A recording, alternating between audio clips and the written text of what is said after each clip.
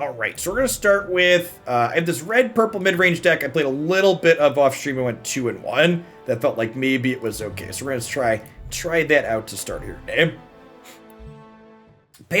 Past the actual client features being excellent, Mythgard's gameplay is super reasonable. So there's 6 colors in Mythgard, and you can mix and match colors during deck building just like you could in Magic. So the deck building depth in Mythgard tends to run very deep, but unlike Magic, instead of putting resources in your deck in Mythgard, you can use any card in your hand as a resource.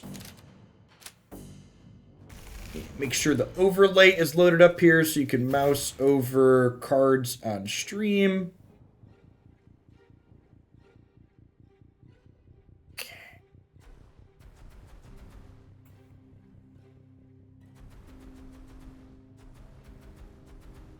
We are on the going second here this game. We don't have any 1-drops here. But my going second bonus is this Mantle of Authority, so this can make a 2-1 or 1-2 for me here. Well, maybe this is bad to deploy because this gets bigger if they play another Canine next to it. So I need to burn a card into a resource here. So I'm going to go ahead and I've got a lot of 2s here. So I'm going to burn one of my redundant 2-drops. When you turn a card into a resource, it's not just gone. You can see it goes back into my deck here. And if I pop up my deck tracker here on the side, you can see there's a Brineborn Believer in my deck with 1 copy. One of the other things Mythgard does from a deck building perspective that's really interesting, you'll notice all of these cards have a certain number of dots in the corner. Most of the cards in my hand are rare, though these are some common. So 4 dots, 2 dots, or 1 dot here. The number of dots not only determines the rarity of the card, but the rarity of the card also determines the number of copies of that card you can play in your deck. So that's actually really nice from a budget perspective too. If you need to budget a couple of cards in a deck that you're working on, you're only making your deck 1 card worse for budgeting a mythic rather than making it a whole playset worse. One is a playset.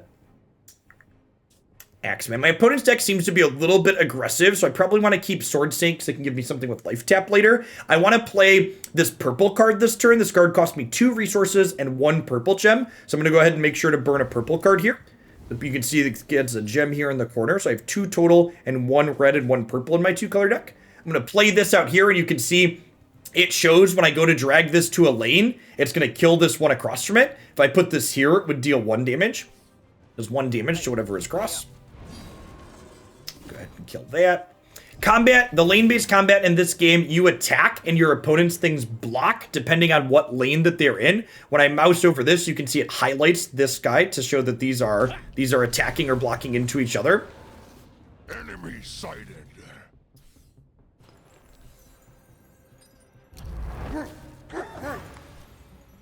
They played a 2-1 out, so definitely just going to go ahead and drop Axeman here again here and kill this. It was good last turn. It's still good this turn. This is a card that takes a little while to get charged up, and since I'm not playing it early, I don't really want to play it out, so I'm going to go ahead and burn this one off. The fact that you can turn any cards into resources in this game really lets you sculpt the curve of your turns nicely, depending on what your draw looks like. So if you have multiple 2s or expensive cards you don't want to play till later, you'll frequently burn off your redundant pieces or your more expensive ones.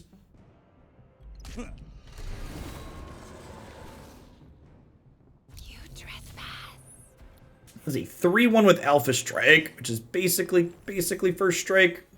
Deploy.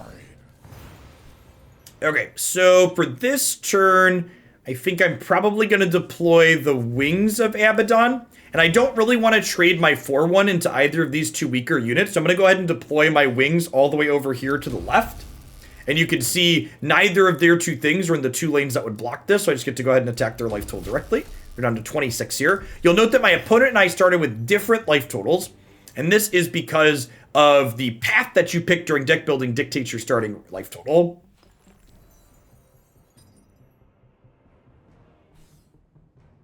Covering fire. And then we're going to get to kind of savage them here. So I get to burn. I want to play this Magmatar, which requires 3 red. So I'm going to burn a 3rd red card here to get my 3rd red gem. And when this comes into play, it deals 3 damage to everything in the 3 lanes across from it. So my opponent ended up grouping their units up here, and my Magmatar is pretty punishing for that. So it kills those 2 and knocks this down to 3. damage remains on units across turns in this game.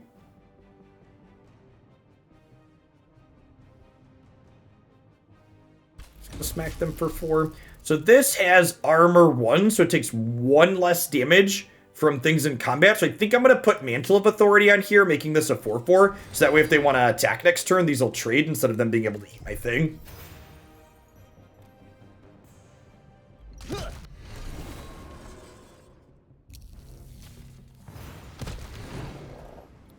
That is a 5/4 with Swift and Piercing. Swift lets it move extra, so I'm going to hit their dome here again. Honestly, I can probably just reach them. Especially with this giving me a Biting Blade, which gives life tap. I'm going to go ahead and throw this down over here, which has Rush as well. And you can see now that I'm taking an offensive role here, I'm spreading my units out to make it harder to block me. Then I'm going to go ahead and throw this Sword Saint in the middle here to absorb an attack for 5 for a turn from this.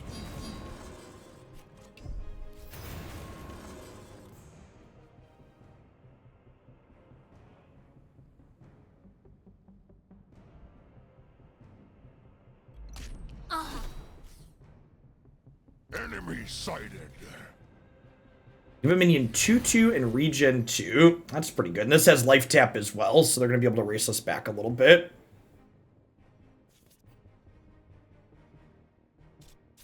This dude gives me a Homeward Crown, give a minion +1/+1, and put it back into its attack.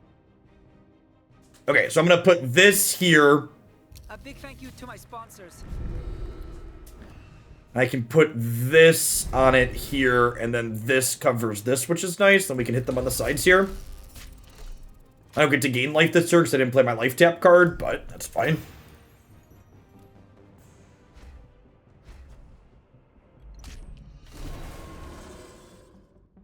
Wow, that's a savage blowout. Holy shit. Well, we were in a really good spot, and then they drew Thunderclap. Woof. Okay, well.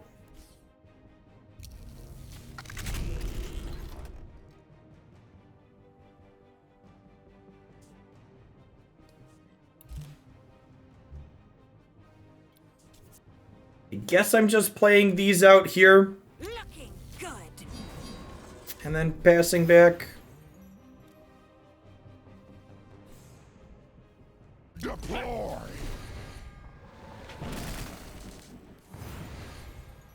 This is a great draw because this has regen 2. Shit. I forgot they put that bonus on it. I was thinking I put this in front of it so I could attack into here and finish this off next turn. I can't do that.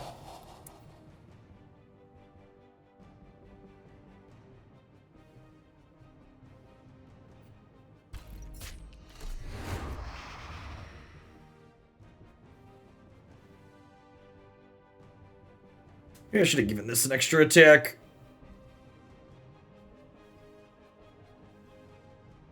I guess I'll use my resources here to give this life tap. So that way when they kill this next turn, I gain 2 at least. Stay at 14.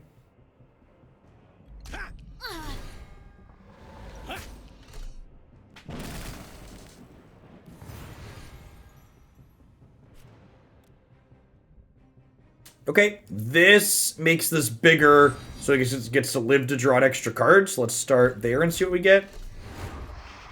Okay, there's a Crimson Pact. So Crimson Pact lets me kill this, which makes this smaller. And then, I could burn this to play God of Gamers, but then I lose my draw 3. I think that's probably fine, right? Because I'm almost out of life anyways. I'm going to put this down over here. This is only a 1/2, so this can hit me, and that's fine. This is God of Gamers, yes. He has the crown, chat. The IP in this game is a lot of fun. It's like cyber. It's like myths meet cyberpunk. All right, then they're dead, right? This is 5 in 1. And shadow runny is a good descriptor.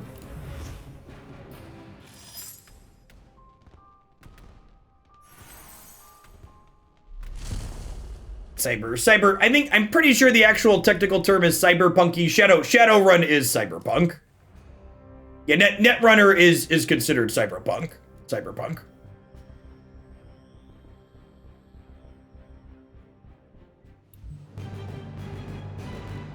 Techno magic. Yeah, it's like cyberpunk meets myths and legends. Is the most accurate way to put it. I'm gonna burn one of these redundant sword saints. Don't have a 1-drop here, but that's fine. Our deck is playing any 1-drops. Yeah, we just have Strogy Pups, so not a lot of ones in this deck.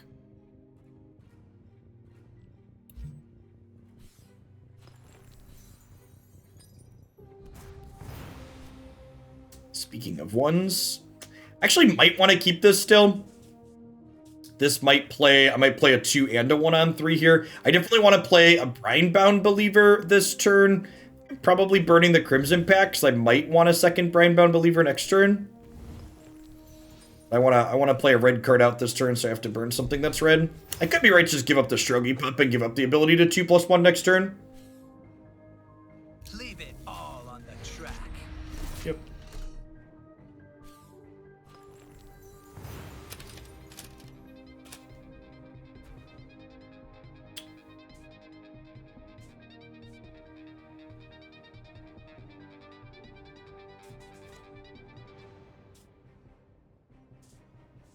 If I want to play this and this, I have to give up the Magmatar, and I think that's fine. I think I want to play another Believer down here, and then we'll put Strogy Pup over here to trade with this.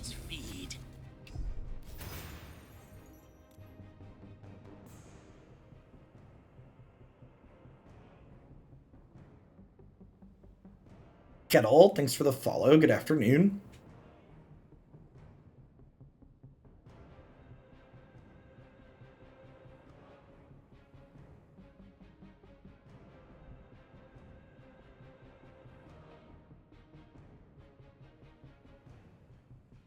Yeah, honestly, Pelly, as long as Mythgard's in development, I have a hard time imagining a world where it's not the most feature-complete digital card game, because I imagine even as other card games catch up, Mythgard will just continue to add features.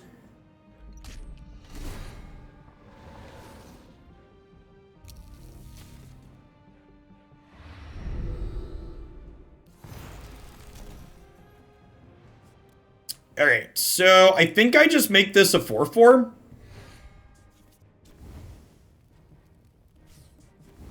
And pass here. Because if they don't have something to pair with this to kill this turn, this is going to turn into a 6/6 next turn and make them discard a card. Which sounds lovely. Yeah, the story missions are a good way to learn the game, and they've got a sweet like comic book art style feel to them. Yeah, if you want to pick this up and poke it a little bit, the story missions as well as the puzzles are really the best way to do that. They'll teach you the mechanics. The puzzles especially will teach you the mechanics really well. Leave it all on the track. Okay, so they had the answer to my thing, unfortunately, but it took them another card to do so, so we gained a little bit of card advantage out of it at least. Would really love to see one of our card advantage pieces here, looking for a Panic Rider or an Ichor Feast here, ideally. So I think I'm gonna burn the Ghost in the System here. And then Wings of Abaddon has an ability where I can pay 1 to sacrifice one of my other minions to gain invulnerable till end of turn. So Mantle's great here, because I get to go ahead and eat this to make this invulnerable, and then I can eat the 2/3 here.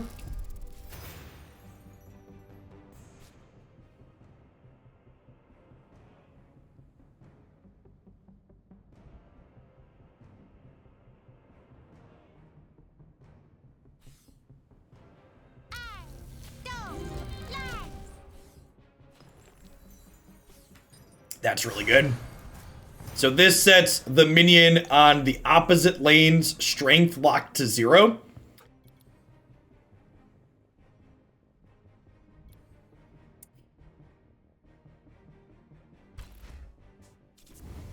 burn this, and let's throw Gamer God down over here. Thank you to my sponsors. I'll put his crown on this, that way this can't kill this when it attacks in.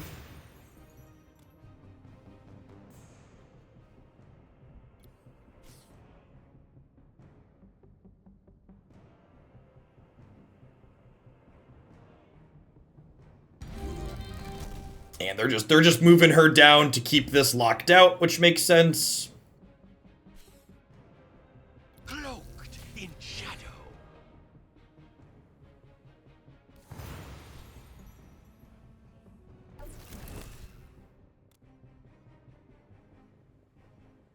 Well, fuck. How do I kill... Might I just not interact with this card? It's just like... Oh, do I have a Spirit Away? Am I playing Spirit Away? No, I'm not. I have one Jinsuk in my deck. You have one Jinsuk that can interact with that. That's unfortunate. No, I'm playing 3 copies of Crimson Pact.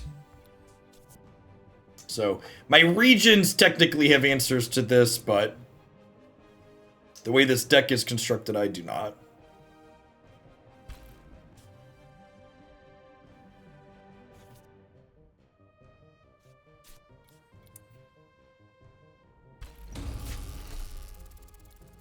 Ignoring it is kind of hard, though.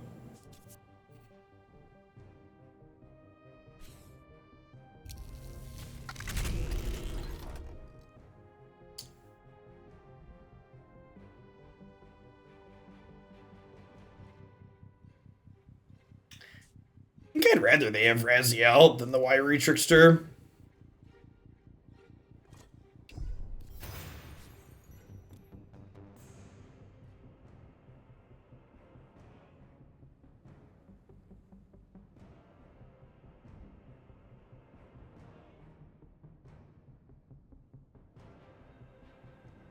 Nah, I don't believe in New Year's resolutions, dude. Like, if I feel like my life is in a position where I need to make a change, I'd rather just do it.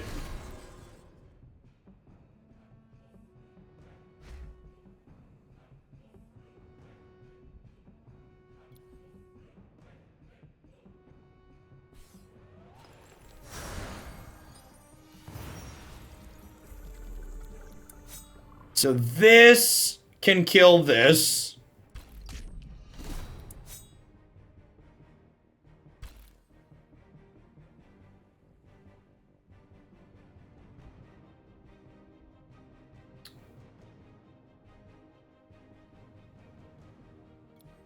And then I think we eat this, hit this, play this, and try and kill them down here.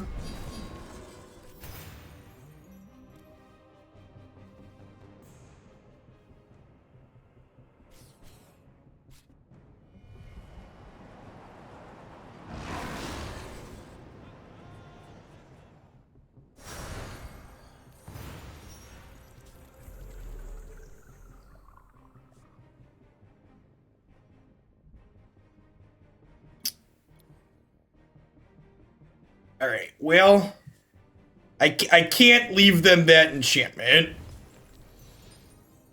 But this takes the enchantment at least.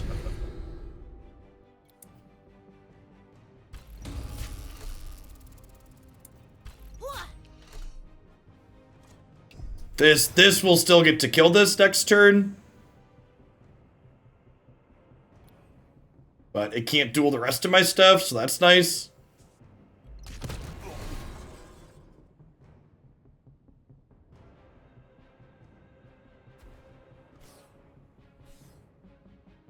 What do you seek?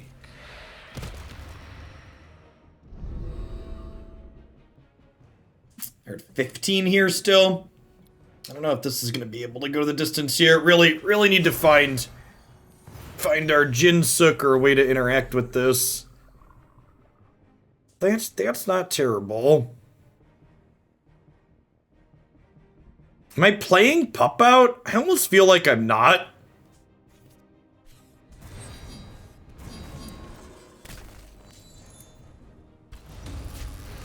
That puts them to 8. I think I'm just burning this. Is that crazy? So that way if I draw, because like if I draw an Ichor Feast or a way to draw, I'm going to want the resources. And this like just isn't worth much as is.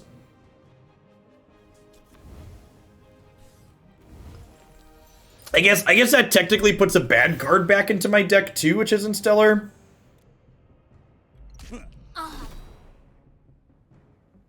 I could put the Pup down here to keep that over there. Well, I guess I should have known that they were getting one of these too. Maybe I should have deployed your Spirit away. Brutal. All right, yeah, so we're definitely behind at the moment, but if we hit one of our 3 draw 3s, we can get back in the game for sure. I also have 3 Panic Raiders in my deck that could do stuff.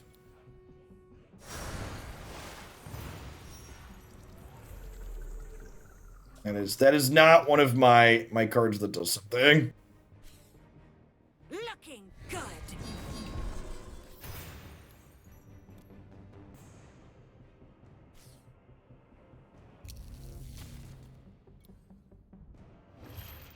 I missed this stage.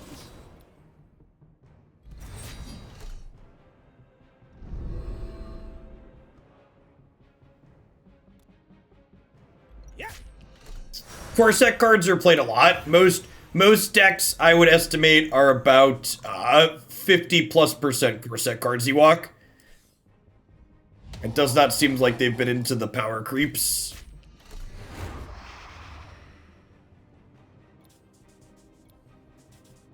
This keeps them from ulting this next turn, at least, I suppose. Probably should have just... I didn't do this because I wanted to have all my mana available in case I drew something useful.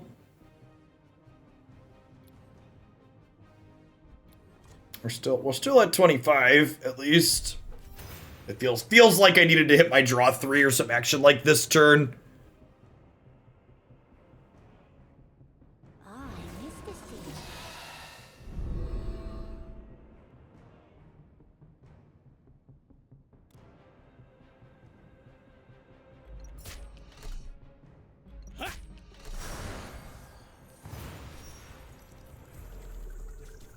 Right.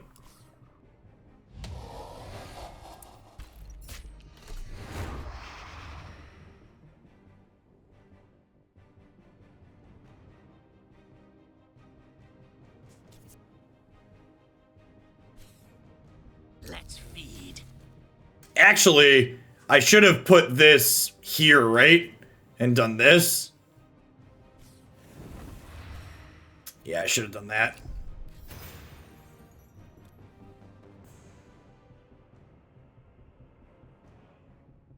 I missed this stage.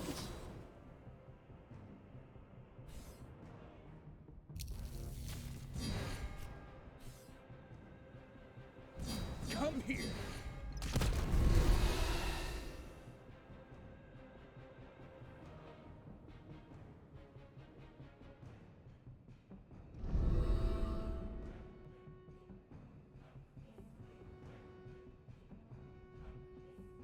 Giving them this could have been our mistake this game too. Let's let them divination every turn. I think we're too far gone at this point.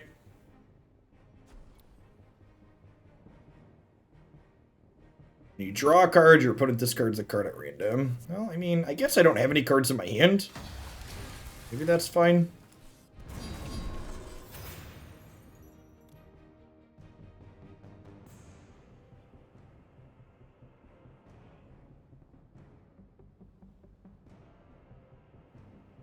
I missed this stage.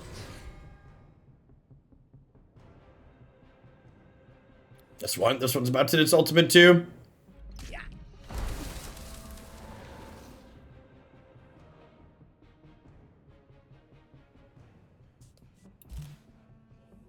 Well, Ichor Feast is how we can be in this game.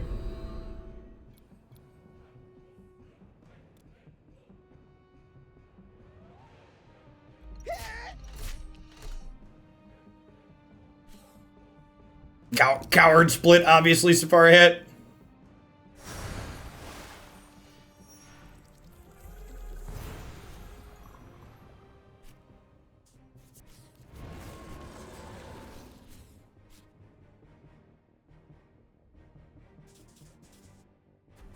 Yep.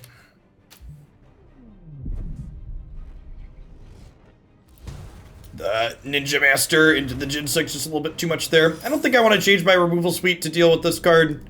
It's not a card that's particularly popular, I don't think. And even then, we have one Jinsek to be able to kill her on occasion.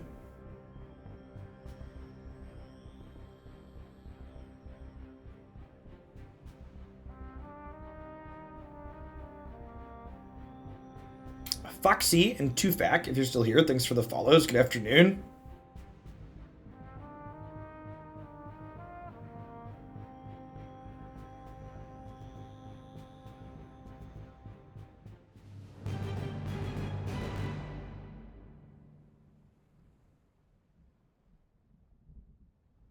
Why is that Tufak?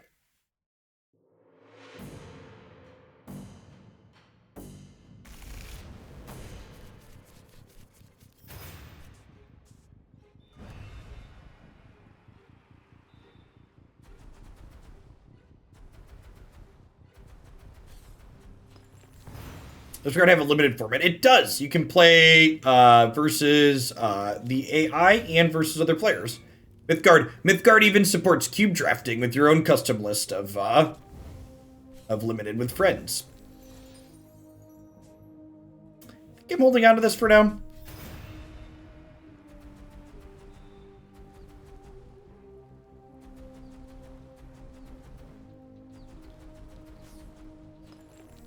Red, green on the other side, eh? I think we're just dropping this on 2.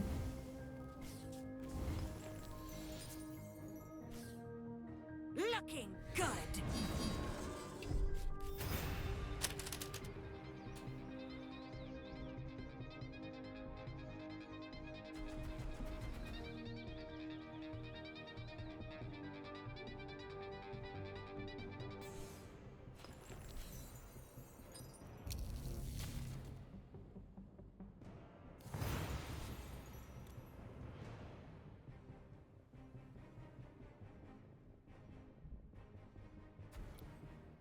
I mean, that's just not true. I can look at your chat history and see that you've never been banned in this channel.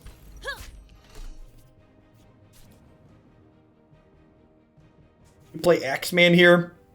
Does 1 when it comes in, and then we can attack for the last 3 next turn.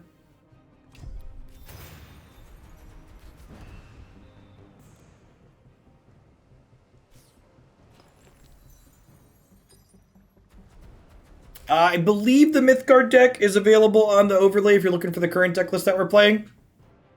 Now, there's no timeouts in their account either.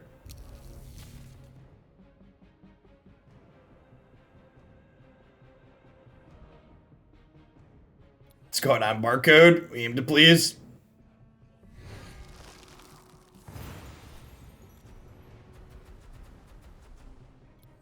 They made my thing... Oh, not fragile? Oh, this has Lurker. So if I want to attack, I have to hit this one. I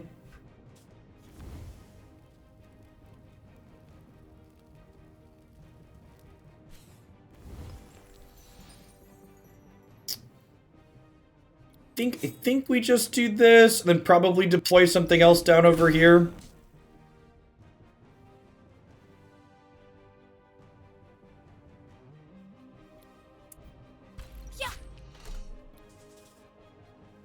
Actually, that was probably not resource efficient. I'm probably supposed to use my power with this on here.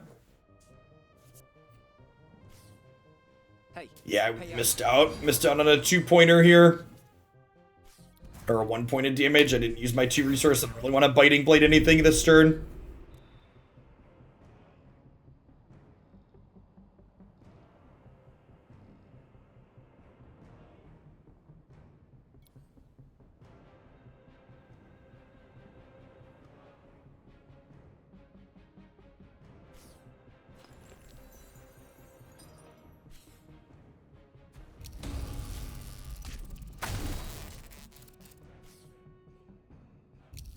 That was an aggressive trade. Opposite minion fragile too. Alright, so these can trade. And then this can hit them. And then if I burn a purple card here, we could drop Jin Suk and kill this. Who pulls your strings? I missed the stage. I'm gonna go ahead and deploy Mantle of Authority over here to protect her a little bit. She's Lurker. How many hours in general do I play Mythgard? We're doing Mythgard on stream like 4 to 5 hours a week. And then, I don't know, I probably spend another hour or two past that playing it off stream. Working on different deck ideas that could seem reasonable for on stream.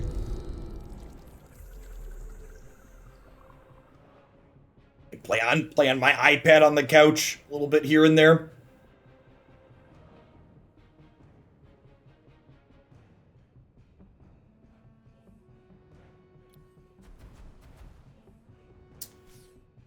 And we're going to burn a red card next turn. The question is, do I want to Feast or do I want to Apostle? I probably want to Apostle to get him charging up towards his top end abilities here if he can hang out for a while.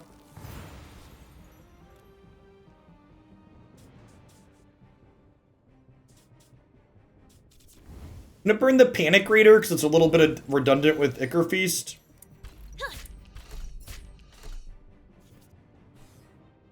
Belief is truth.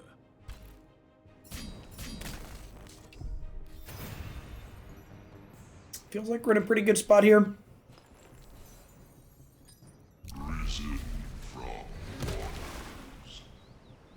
Defender and Immobile. Listen, chat.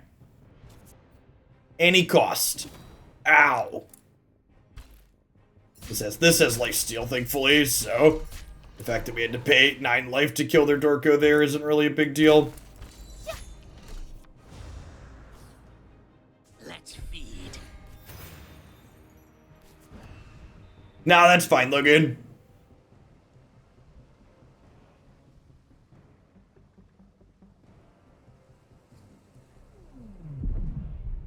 Yeah, taking one shot is much better than taking it every turn. Crimson Pack's a really efficient resource, really efficient spell for getting rid of things, which is nice. Looks like seemed pretty reasonable. That's nice. The last couple of times I've worked on things off stream and then we've played them on stream, they've ended up being a dumpster fire on stream. So I'm glad this one seems to be working well off stream on stream as well.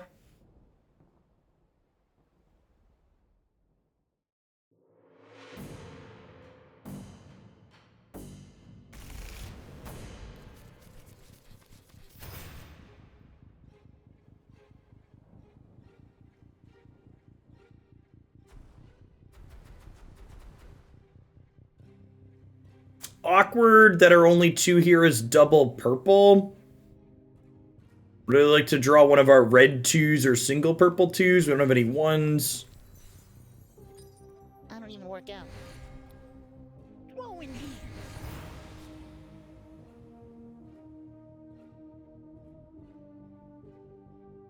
Doper. These babies are 100% natural. All natural. All right, I'm going to burn Ichor Feast on 1. I definitely don't need double Ichor and Panic Raider.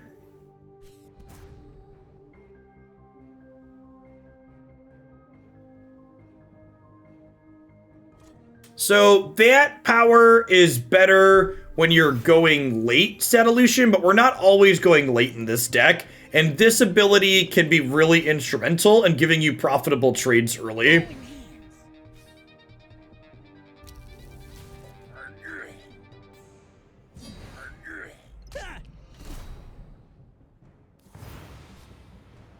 That was a phenomenal draw. Axeman's real good. Get to get in here and kill the Doper. Pay up.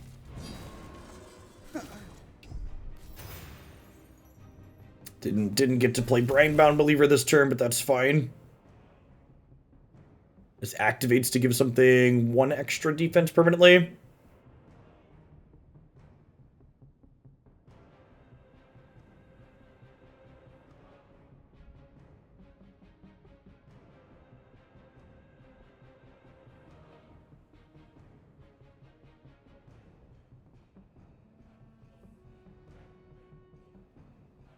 Yeah, that's fine to donate for, Logan.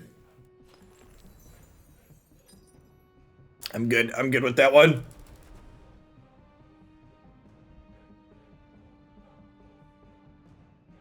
As a heads up, I have a Pioneer deck queued up for tomorrow morning to start already. I could get to that one on Friday though, or sometime next week if you'd prefer not Friday.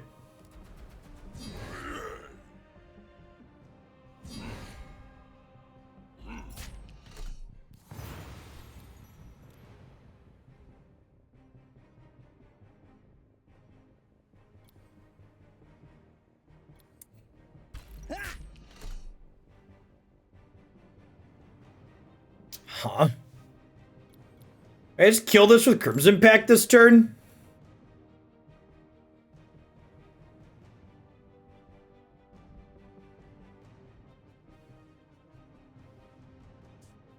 I could also just like deploy Brinebound Believer over here and get that going and like Crimson Pact this next turn. I could potentially Wings this next turn.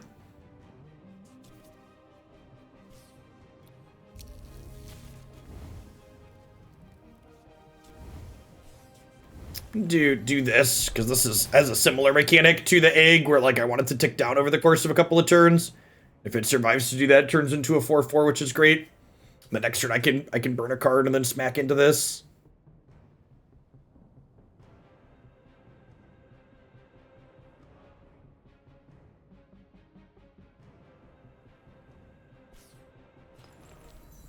Feel free to make a like 4-set Mythgard command or something like that. That's rough. Thunderclap is such a good aggro card, just like one-sided. Souls need to be flayed and zombie trolls need to be fed. I guess I get to get this out of Wings range here, so I'm gonna have to use the Crimson Pact. It's a little unfortunate. I think I'm burning the Ichor Feast because their deck's a little on the aggressive side.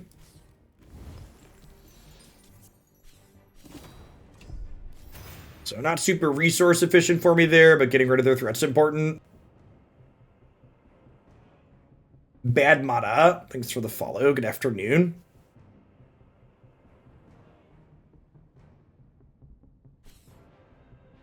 Is that all you've got? This gets bigger whenever I summon something, right? Really good.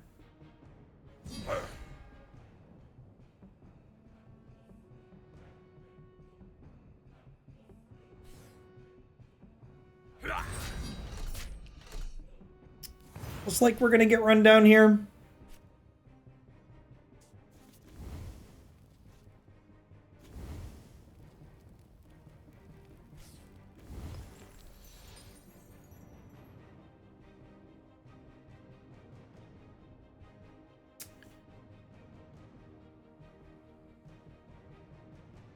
So we can...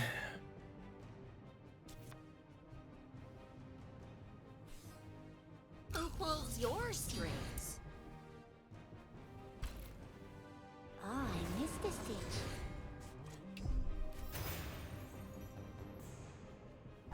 This -2 for a turn cycle.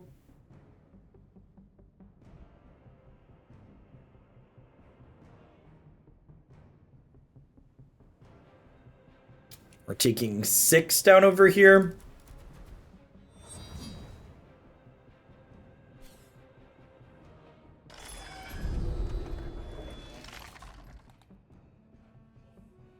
Gives it blight. Gross.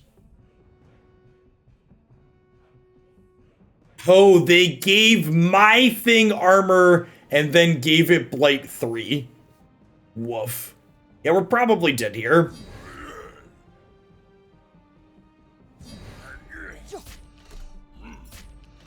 If we draw a Crimson Pact this turn to kill this, we can jump for a turn or two on this and then draw a Crimson Pact for it maybe.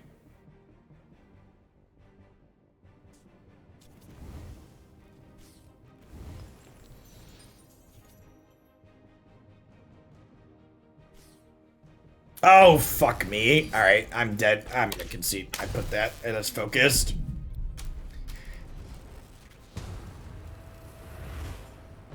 it had no attack on it, but it had the focused icon rotating above it, and I should have. So focused is a mechanic that if you attack the lane directly in front of you, you get 1 extra attack, so they were retreating.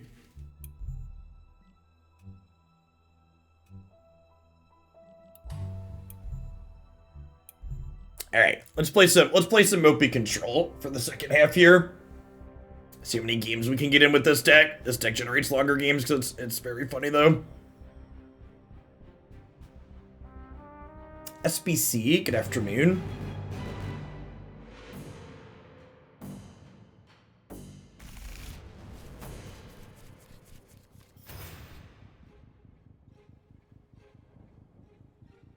It's a 3-color control deck that uses the Rainbow's End card here to generate card advantage as we go along. So at the end of our turn, at the top card of our deck is a lane enchantment. We get to draw it for free.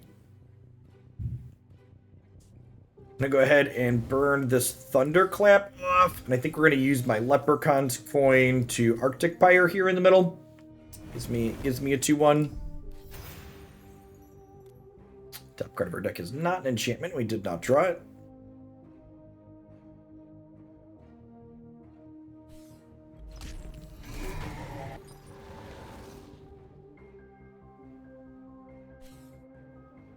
Watch me fly!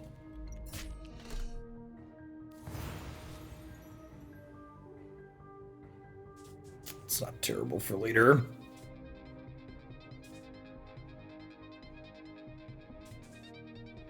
Need to burn an orange card to play Sandscape this turn. I think it's just Scion. We can put this here, which creates some deserts for us.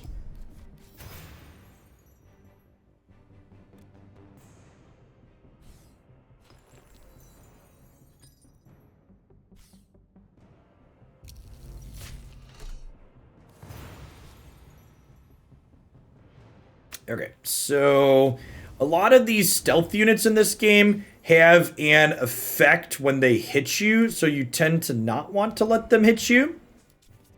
I think we go ahead and deploy this here and then play this out on it. This lane enchantment heals us for 2 every time we deploy a unit to it.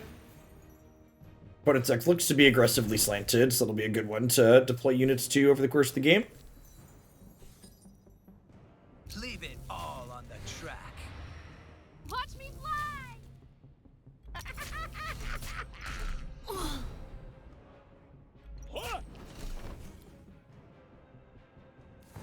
Deal 4 damage to me directly. Yikes.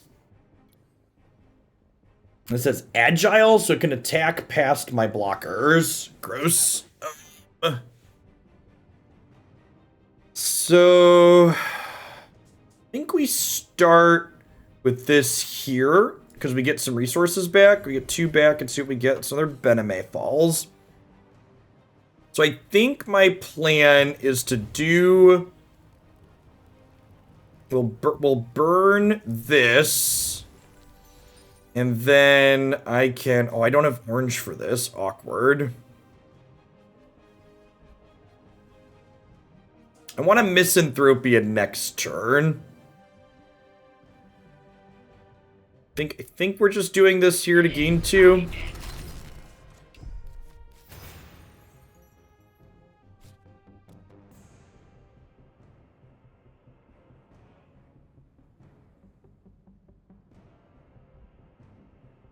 So this is 4 damage. Yeah. So I'm at 7.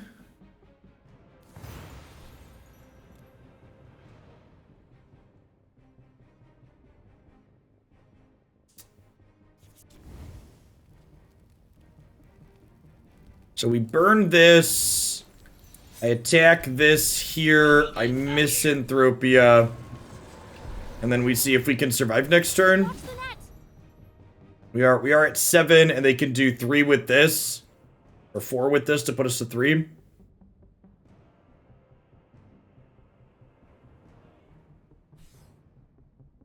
Leave it all on the track.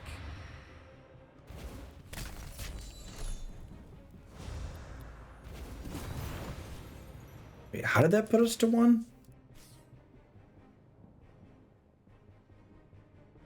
Good lord. I think we're just dead then, huh? Let's have a deal 4 in hand.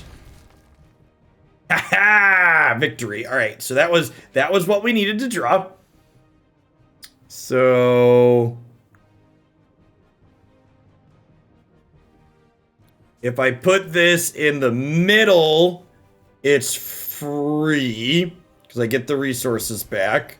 And then I can put this here and gain 2. And then I can put this here and I have all of the lanes covered. So they need another piece of burn here. It's gonna be our falls racing against their ability to kill us.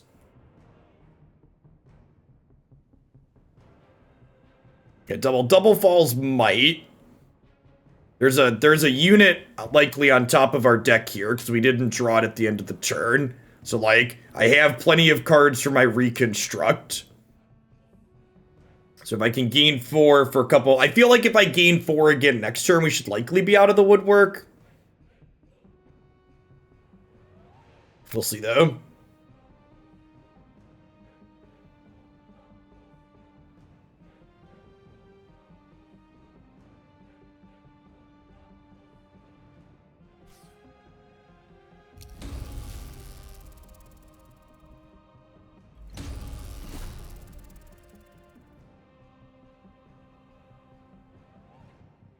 Man, if that's their play, that's good for us.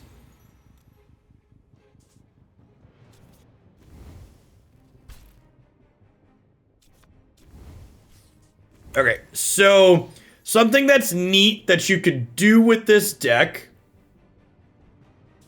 is we gain resources back when we overwrite an enchantment. So if I Sandscape here, I gain a resource because I'm overwriting a 3-mana enchantment with a 2-mana enchantment, which means I can Thunderclap to kill this and reconstruct here. So we used our path ability there to ramp, basically. Yeah, it's part of the perk of playing that one.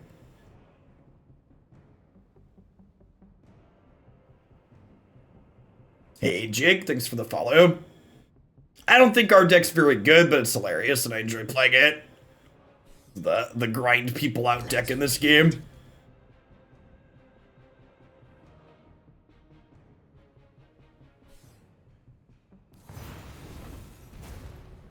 Alright, down to 3. So this can trade here.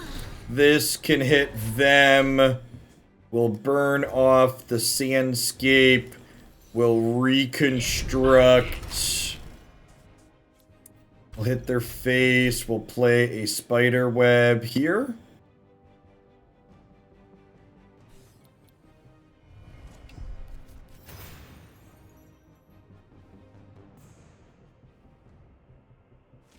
So I'll have plenty of cards in the bin for reconstructs. Just getting to gain 2 every turn here, which is great.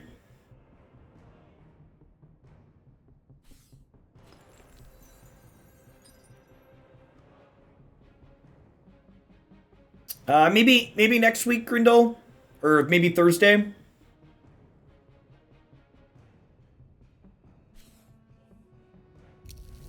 Oh, here.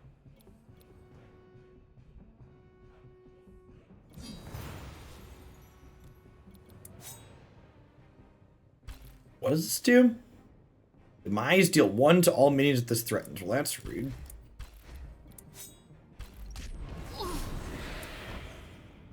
It was great, dude. I liked it a lot.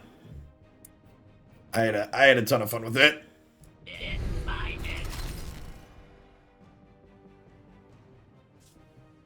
So now this is the end game card advantage of this deck. This enchantment lets me put a minion back into my deck to draw another minion. And actually, let's go ahead and Serpent's Den here before I do that. It gives me a resource back. Then we get to tuck these kind of basically tokens that we're making and turn them into real cards. Yeah, and this is the game. So we're up to 9 now, so I would be surprised if our opponent can come back from here. So we've successfully stabilized the board with the Bename Falls. That turn we Clay Guardian to the Bename Falls to not die to the deal 4 in their hand. Was the bit of good variance we needed to lock them out, I think. And at this point, we're gonna get to turn like these stakes into cards. We have to keep reconstructing. Our life total is basically only gonna go in one direction at this point. Let's feed.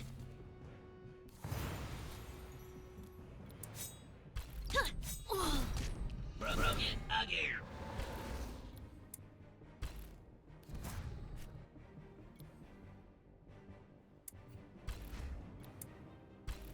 Broken again. Reporting.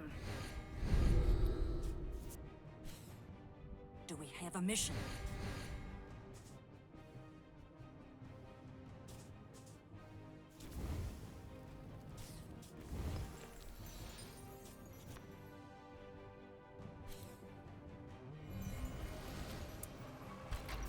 Well, if I would have done this, these would have been free earlier, right? I messed that up. My sequencing here was kind of sloppy. It's fine, though. I think we're far enough ahead that it doesn't really matter at this point. We're back up to 13. Our life total's not going in the direction that our opponent wants it to.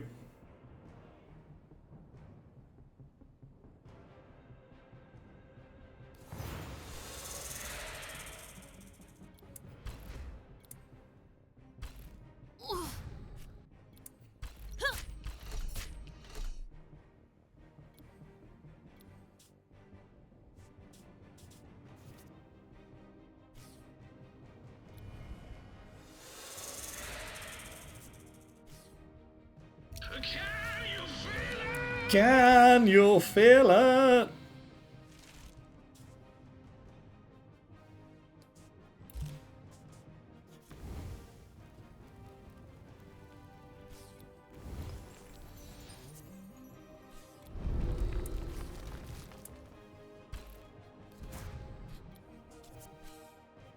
Do we have a mission?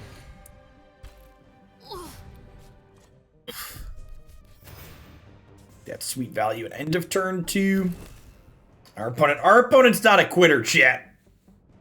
They are gonna make us take all the game actions.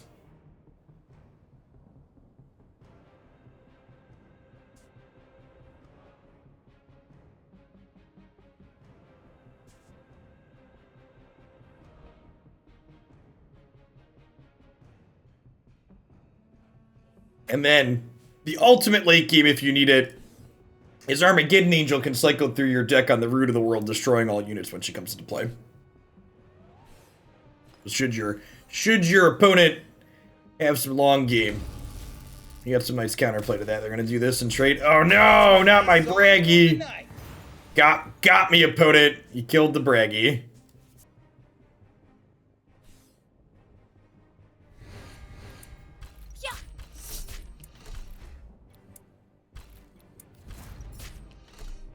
What's going on, Wargy? Good afternoon. What do you seek?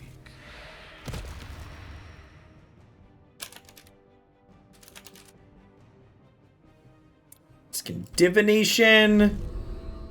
Can put this Dick Pyre on top of the deck here, and we draw it at end of turn.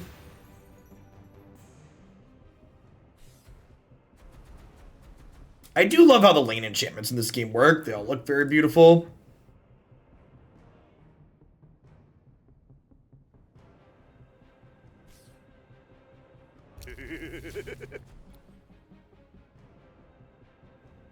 You have created a 2/1.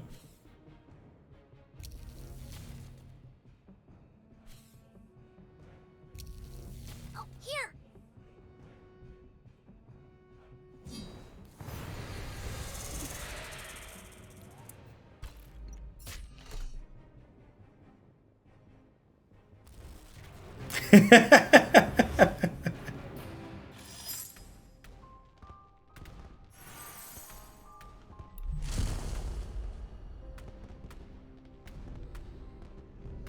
Brands are like emblems, Big Mama, yeah. Rerun. Yes, yeah, Friday first thing for your Pioneer deck, Logan. 7:30 a.m. Central Time, they're about to start.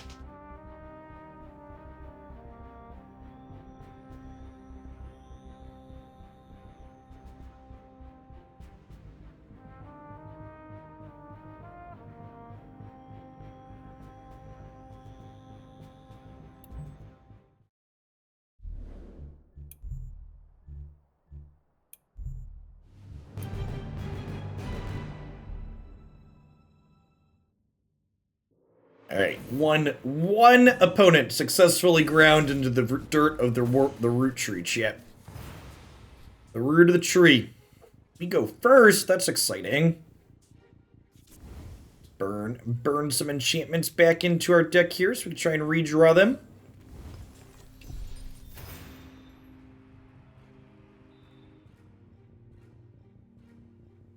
Sounds good. Feel better.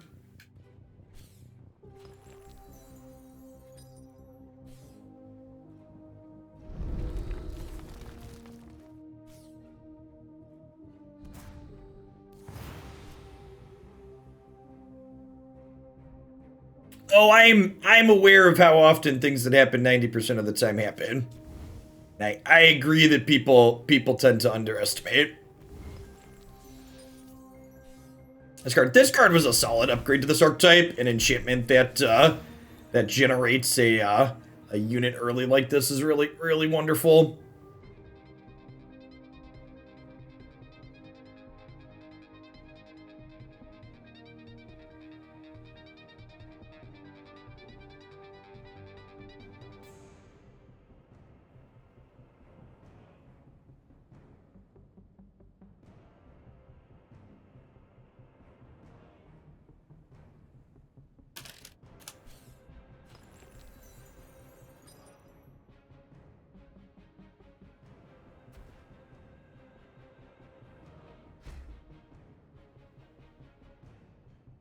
And sliding down to get away from this.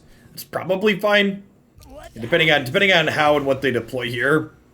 Working up towards Thunderclap next turn seems very reasonable. I think I'm gonna go ahead and burn the Samai Oasis for now. I'm gonna throw Ben May Falls over here for the time being. Ideally, you want to leave three spaces in a row up, so that way, if we draw a copy of Sandscape as a place to deploy with the things on either side of it. Did I forget to do something with this? I didn't move this or attack with it, right? I was just wrong.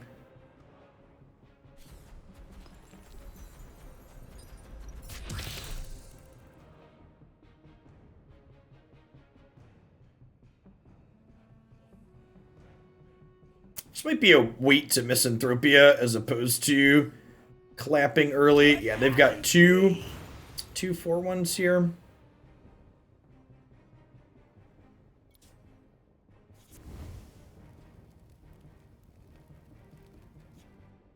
I don't really have anything to do this turn though.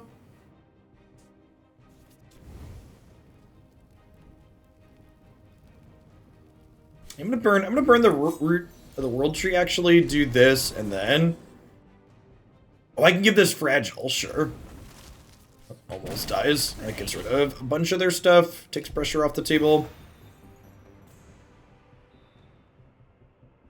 This does mean I can't Misanthropia next turn, but I think that's fine. We'll probably like Falls plus activate Reconstruct next turn down over here.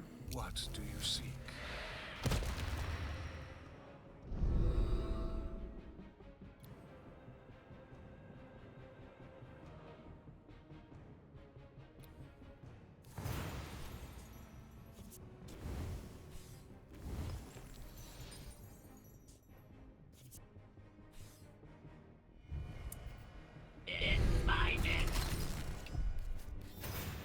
This thing doesn't usually ultimate against us because it loses an energy every time we draw a card. And our deck with a bunch of enchantments in it draws cards quite frequently extra. We'll see what else they deploy out this turn. I assume this is going to trade for this. If they deploy out another threat that's worth killing, we might just Misanthropia. I believe the single-player campaign is still quite short. Just drawing cards here, sure.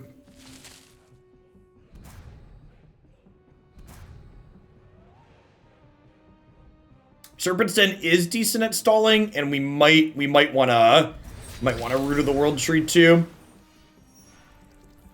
Well, they just healed their things. That's kind of annoying.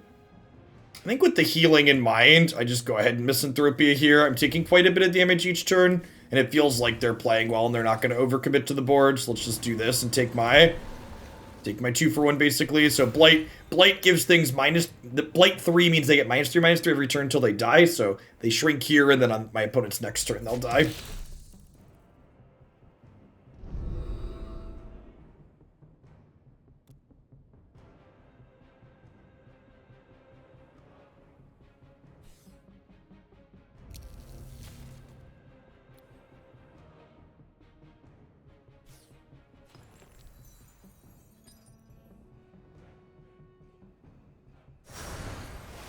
This is warded, so it will not die to a Thunderclap, which is a little annoying. Oil Field into my deck here. I'm gonna go ahead and root here. Use it this turn, I think. See what we find.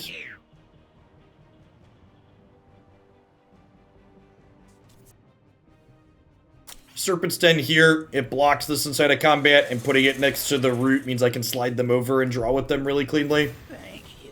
Those 2 things are dead, yep.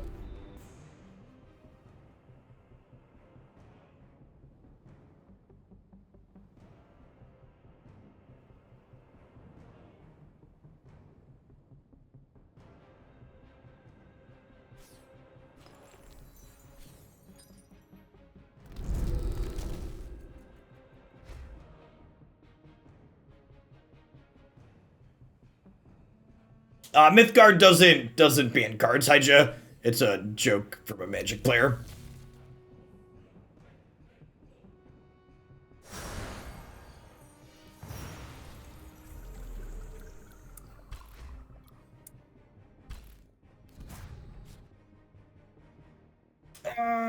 So I have 6 total mana here. Kind of don't mind deploying in front of the stealth unit. Really know what that is. It gets me to gain a little bit of life here as well.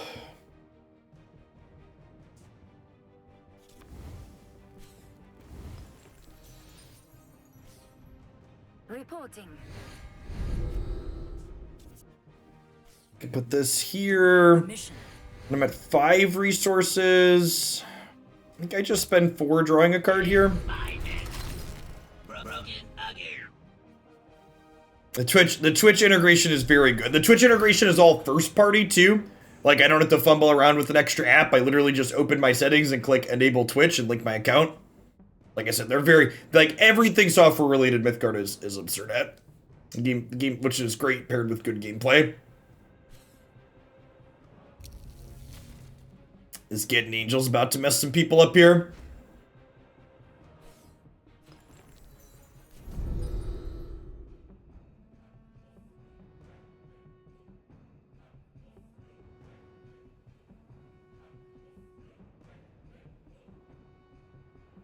So, warded only prevents, I'll take that. oh, warded does prevent damage or destroy. What am I thinking of? Is there a different keyword that lets it be destroyed still? I thought there was one that only I thought there was one that prevents damage.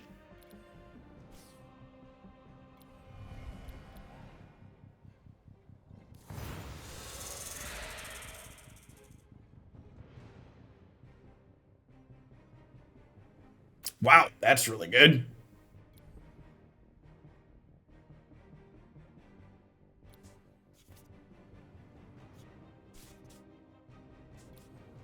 I probably want to Scion this, actually.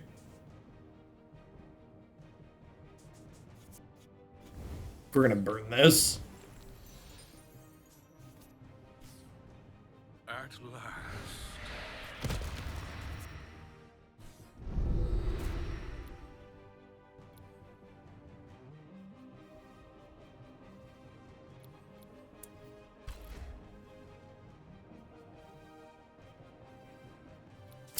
Just playing another route over here.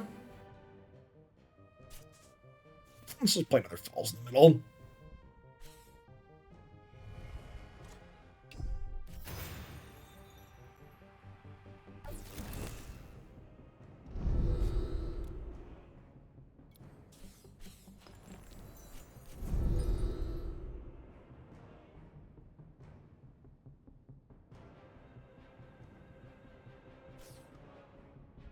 Peace unto you.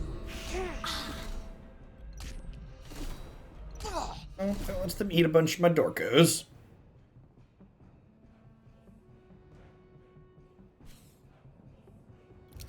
A world of poisons. Minions that threaten this have Blight 1. Gross.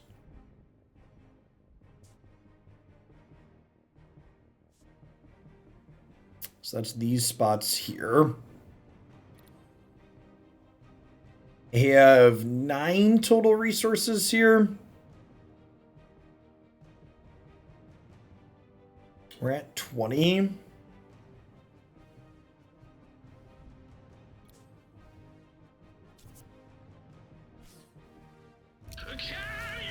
Playing this here and seeing what we draw to start. Buffer our life total back up a bit.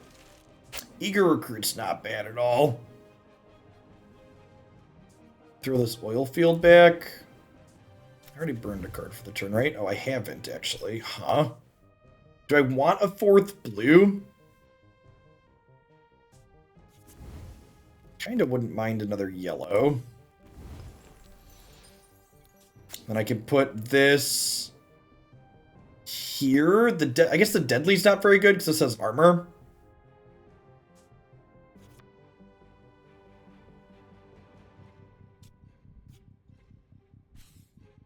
Reporting. Cycle this one back in and see what we get. I might just make a reconstruct token here. Huh? Yeah, I think I'm just doing this. Let's just stall for a bit.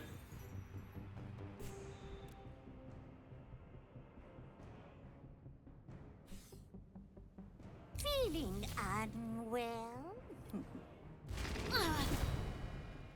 Well, that's probably the game.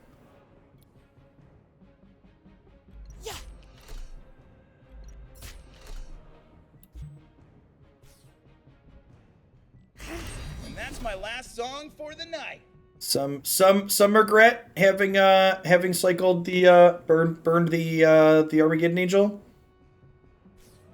Now the angel went to the bottom of my deck. I cycled her in at one point. So I didn't think I was going to need her with all of their awarded things out here. Misanthropia is what we need. I have one more copy of Misanthropia. Can't burn any more cards. He healed that.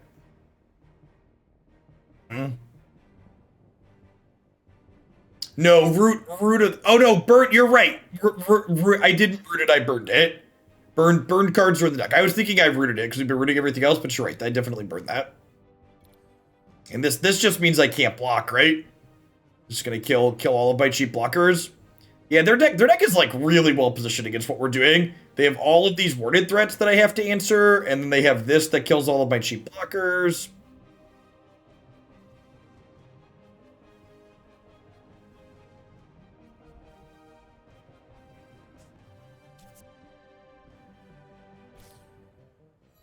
I guess I do this and try and hit the angel. Sapo.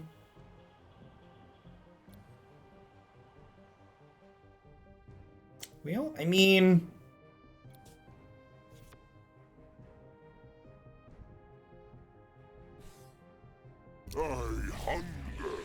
Sapo kills that, so I can block. And then I get to go play this here, gain 2, play this here, gain 2. We have a a mission. Okay. We're like drawing to Misanthropia and Guardian Angel still.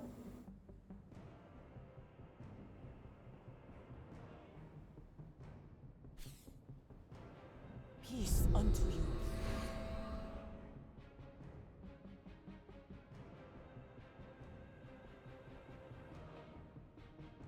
Life gain from our falls coming in handy here again. They're gonna tip my dome for 5 this turn.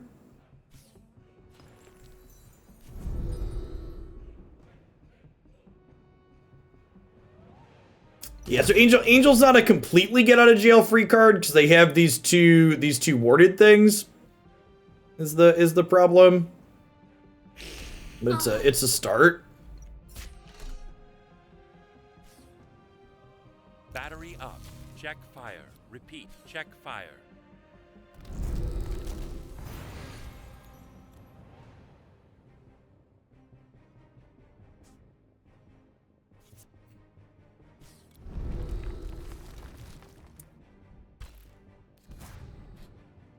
There she is, chat. Here she is. Do I want to put Sapo back in?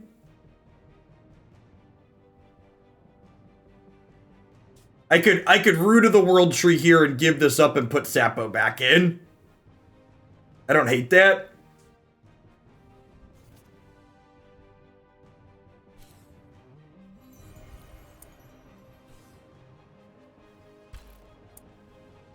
Oh, he's suppressed.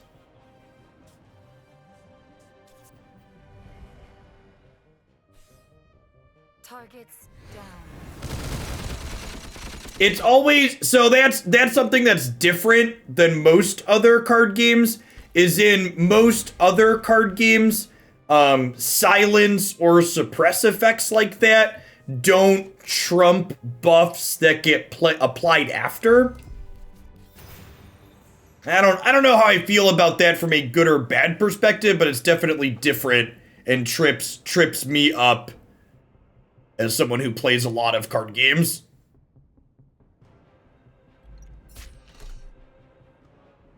So I gave up my falls for no reason there, which could bite us.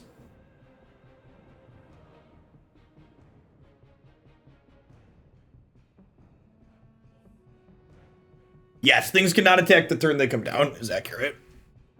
This stupid 2/1 warded has just been like the bane of my existence.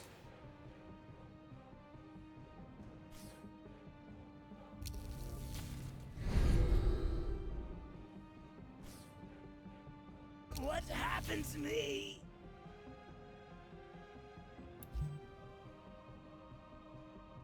Alright, so I've got an Eager Recruit, an Armageddon Angel, Have a mission. and a Magnuson in my deck. And a Lady in the water, but Lady's on the bottom.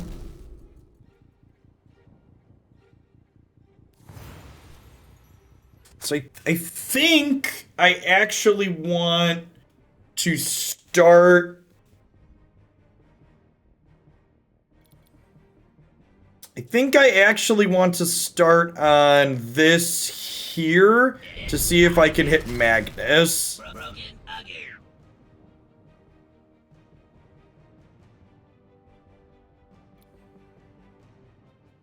And I can't do any pick my resources back up tricks with, or gain extra resources with my power, which is unfortunate.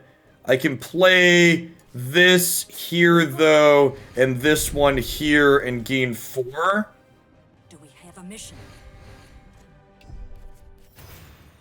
Okay, and then we're guaranteed to get Magnus next turn, but he's not as useful anymore.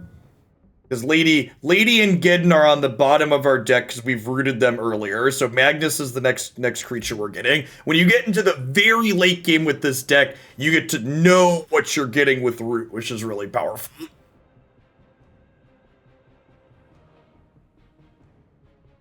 Oh, I should have flip-flopped these. Yeah, I would have been able to kill this with this. That's fine. I'm pretty sure I'm getting Magnus next turn anyway, so it probably doesn't matter, but you're correct that would have been better to put this here and this here, because this would have traded with this.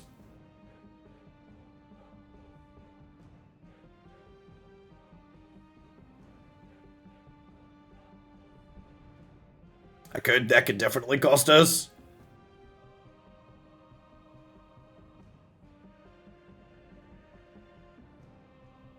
Root is Magnus, Lady, and then getting in that order.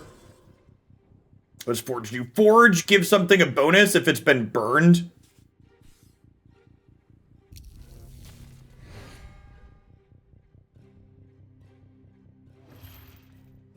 Yeah, the deck tracker is in game. It tracks your opponent's cards the opponent has played and burned as well too.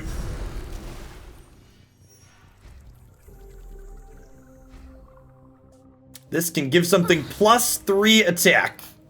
And it just bladed that on me. Alright, well, shit. And then this thing survived because I played my other cards wrong.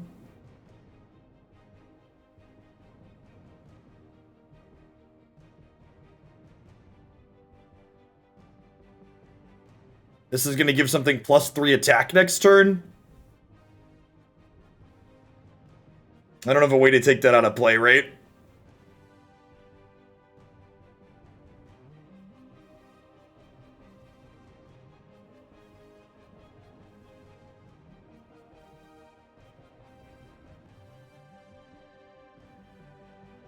So if I deploy this here, it costs me 2. This costs me 4 resources. Trying to think if we can finagle out of this. So this can go here and heal us a little bit. This can go in the middle and gives us a couple of resources back.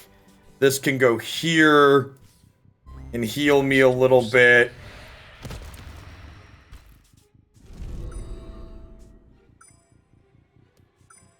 Yep, alright. We're not dead on board, right? That's a misanthropia? Alright. So you're saying there's a chance, he says before he died. Is that dead? Am I dead? For fuck's sake. It's just a taste. Did I die? Am I dead? This is 8, 10, 12. Nope, we're going to 4. I'm not dead yet.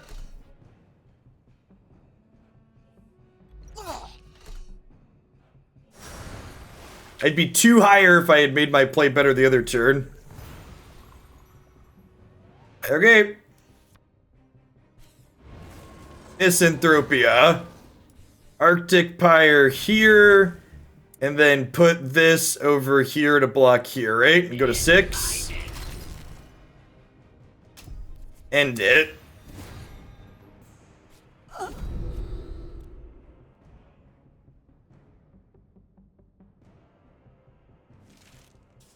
It's this. So to give you a comparison of how much better balanced this is than something like Claim the Firstborn, this card costs 4 mana.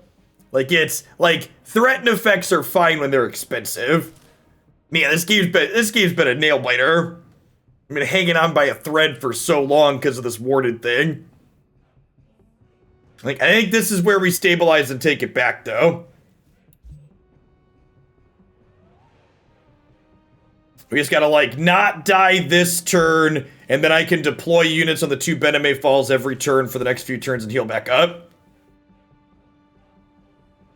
Yeah, this deck does not play short games. I think this is only our 2nd or 3rd game with it since we started playing.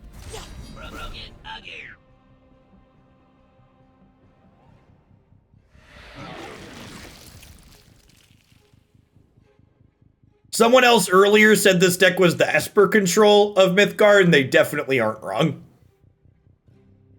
That is an accurate statement.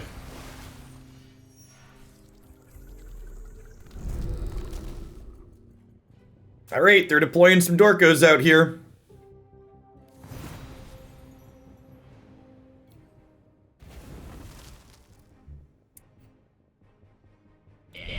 I believe this gets me Magnus. No, it gets me Lady. Crap.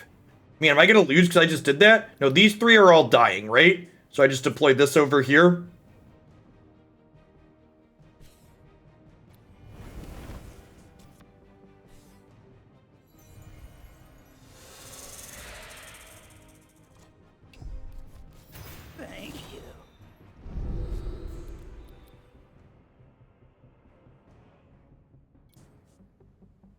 I didn't gain life that turn, so it was a little risky. I thought I was getting Magnus. I had my deck order wrong in my head.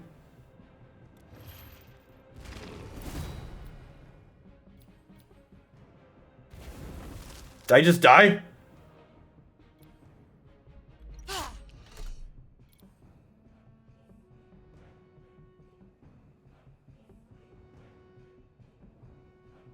Ow. Fuck me.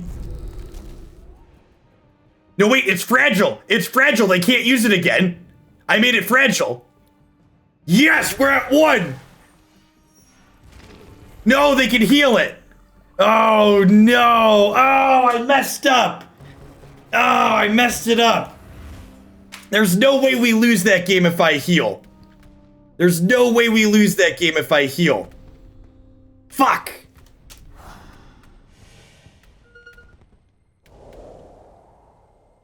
Zero percent. I don't know why I thought Magnus was on top of my deck.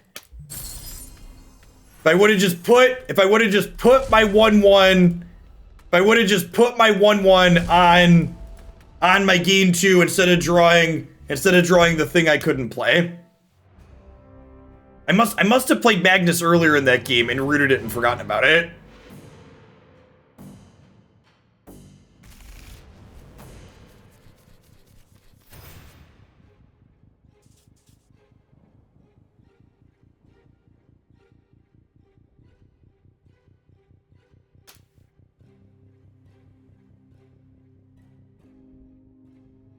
You must be new here. If you want to tell me my deck is bad or a worse version of something else, you need to explain yourself. Or you can take a 10-minute break.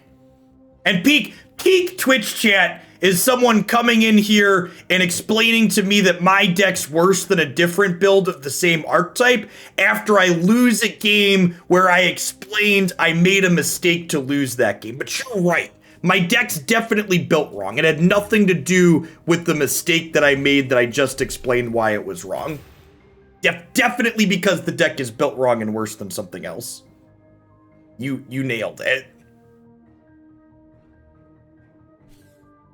Some things are universal across all card games, and that kind of attitude is definitely one of them. Jeff, your deck lost a game. Ignore the fact that you made a mistake. Your deck is bad and you need to play this other version that's better. Do I recommend this deck for beginners? No. so this is like our 4th Mythgard stream since I've been back. I've avoided playing this deck a ton because like I'm trying to teach new people the game, and this is very explicitly not a beginner-friendly deck. This is our first day really digging into this one since I've been doing Mythgard again. It's one of my favorites because it's hilarious and generates long, epic games like that last one with lots of choices, but it's definitely not beginner-friendly. Yeah, this is Angel Loop, bad. It's not good, but it's hilarious. Runeterra spoilers are at the end of the stream, and they'll end up on YouTube as always afterwards, just like everything else. Arctic Pyre is like a really solid upgrade to this archetype overall.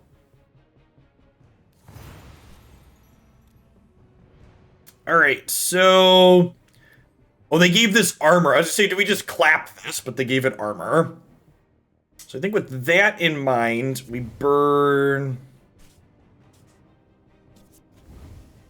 We burn this. I think I just moved this over. I'm gonna go ahead and Arctic Pyre here. And then drop this here as well, so we can team up to kill this, hopefully.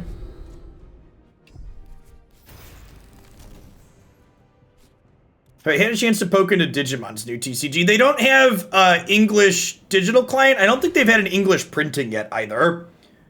But I am waiting. If Digimon had a digital client, I would poke right into that. I grew up with that IP. Loved that one more than Pokemon as a kid. Valk Enforcer. What does Valk Enforcer do? I'm open to the idea of adding technology to the deck.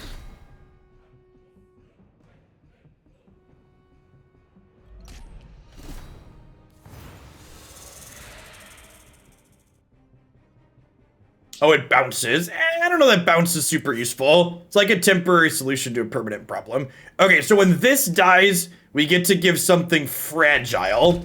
So we'll make this fragile.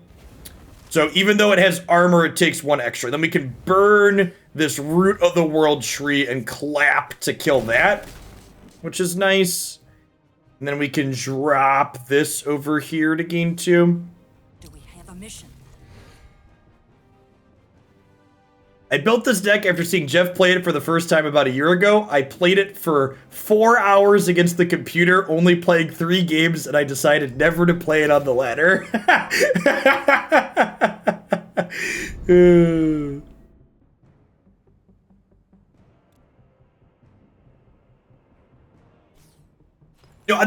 Their digital client is only teaching you the basics of how to play, right? It's not like a full client, Maka, I'm pretty sure. I saw they have like an intro mode, but that's like not actually being able to play, really. You have killed my snake that will come back next turn. You got him. He's dead. You've murdered him.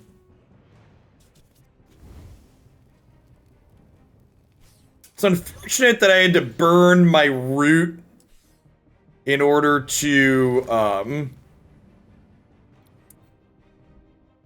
It's unfortunate I had to burn my root to get my second blue.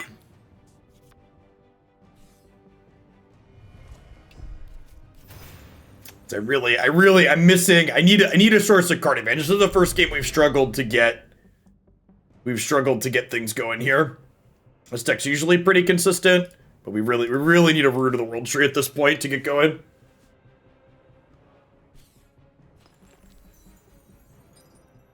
Yeah, I had twins in the other one. The problem with twins is triple yellow is tough to play. I replaced twins with sisters and something else. I think I lowered the curve overall.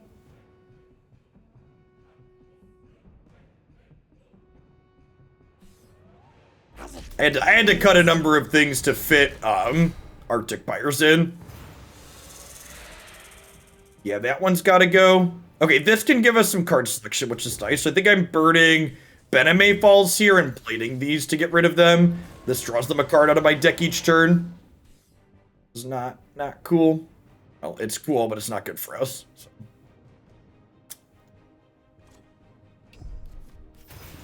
There's my root, chat.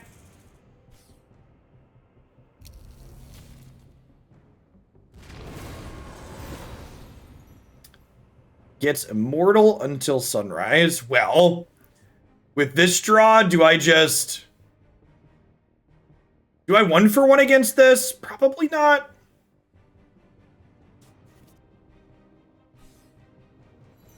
This is 7. That's pretty big. You think I want a 1-for-1 against it? Yeah, maybe that's right.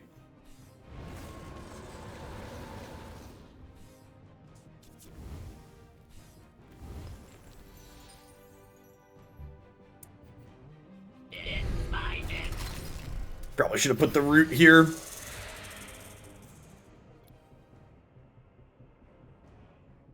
That's true. I guess with the snake pit, I basically can never kill this.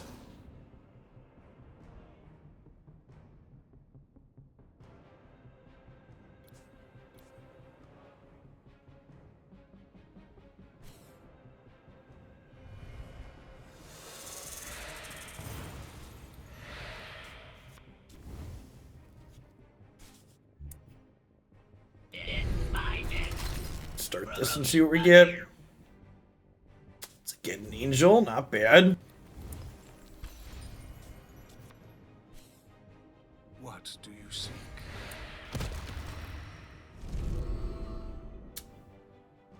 Huh.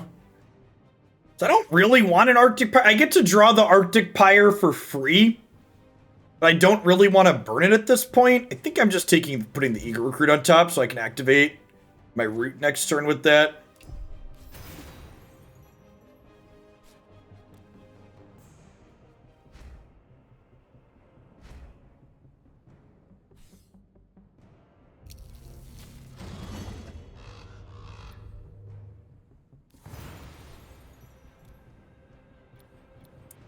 Okay, so with this play, I think I just go ahead and loop my Geddon Angel here, because this is warded. Targets down.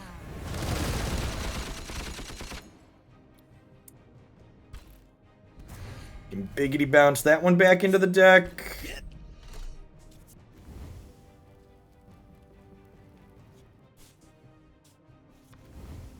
I think I keep this for now.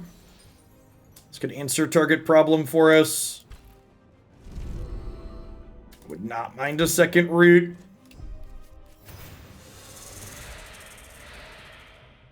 That's still sponsored. It is Socio Penguin. Yeah, I've got a contract with them for a little bit.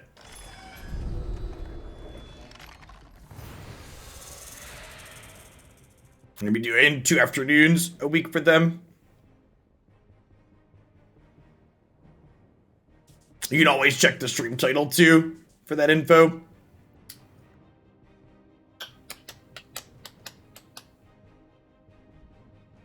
I think I'm gonna put this here.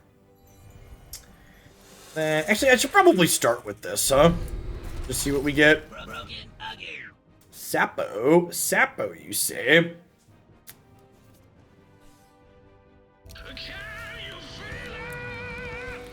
Can you feel it, chat?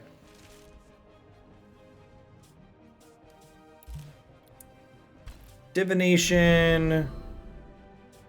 I'll take Clay Effigy over the other one. We don't draw it for free, but again, I think that's fine.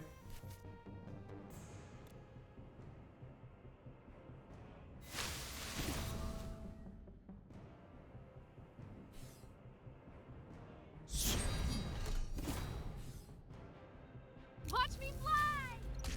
Watch the net!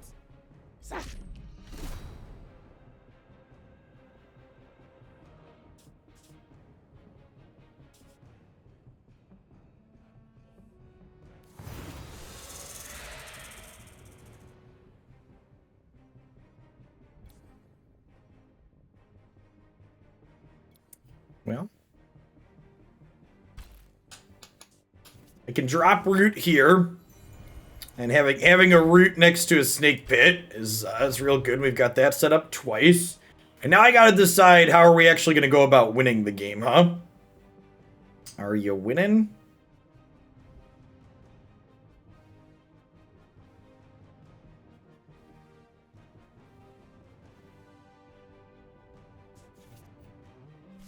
Just gonna deploy a bunch of dorks so we can try and get the game over with.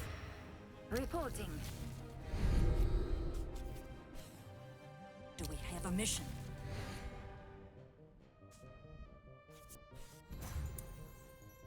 Using that for anything else at this point. Just get our activation in this turn. You can only use your power once per turn. We've got plenty of cards in the bin.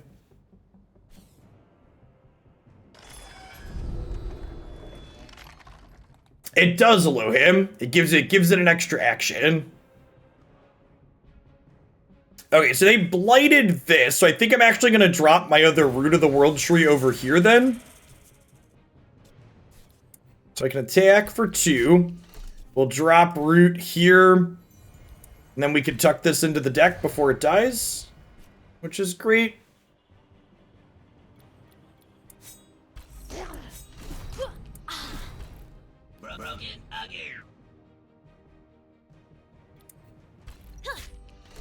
They are down to 26. We got him on the ropes.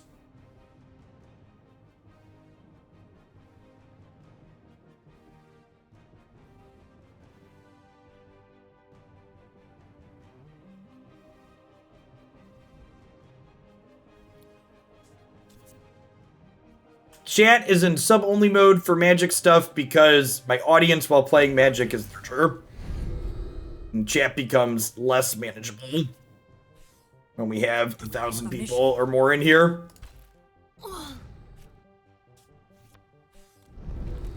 That's not really a Magic exclusive thing either. It's just big communities on the internet thing.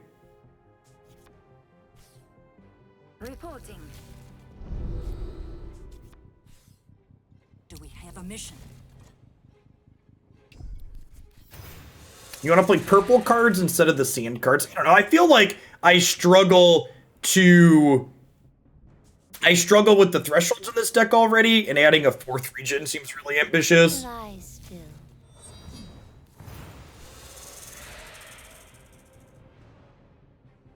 So, what if I crunch here, and then cycle this into my deck, and then I can crunch here, and then we could drop Sapo here in the middle and make him real big? I'll slide this over, attack through. Want to get my closing power going here at this point. Honestly, I probably just want to drop this Arctic Pyre somewhere too, just to get the unit on it. I don't really need the Ben May Falls at this point in the game. Honestly, it might be right to pry to the palace one of my own things at this point for closing power.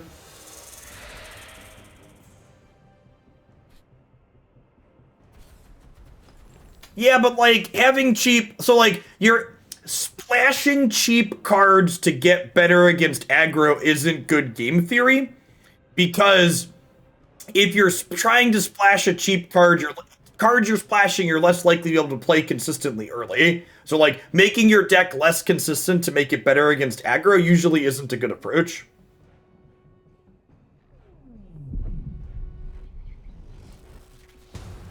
So like I agree with you that those cards you listed are good against aggro and good against rush minions, but like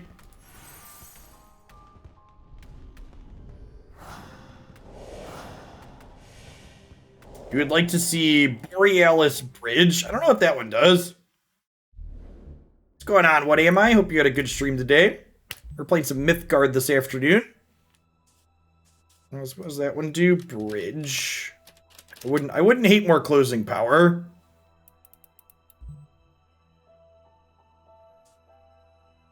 Well, occupied, all your minions have 2-0 and teleport. I don't hate that. You usually want to get up to 6 to 3 blue. Usually it's like 3 blue, 3 yellow, 4 orange is how you burn. What do I want to cut for that? I do think you're right that our deck lacks consistent late game closing power. I wouldn't hate. I feel like I like the number of colors that I have. I don't know that I want to cut a... This is Mythgard. It is an all-digital card game by the company Rhino Games. It is an indie card game. It's available on Steam.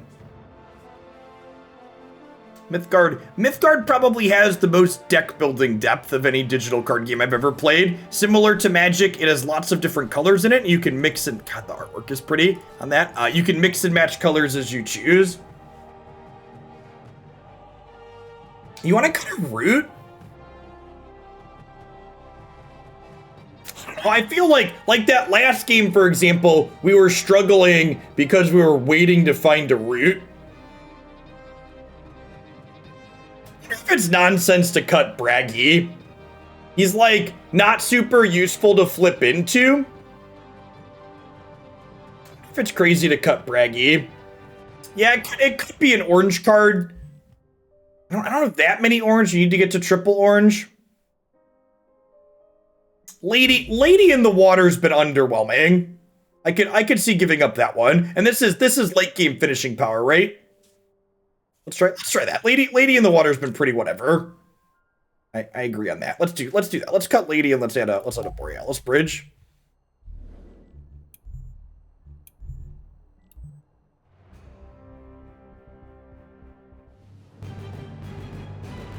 Earthslide, when I played this deck a bunch last season, Earthslide was a card that I found wasn't helping me win games that I wasn't winning already. It felt very win more when I was playing.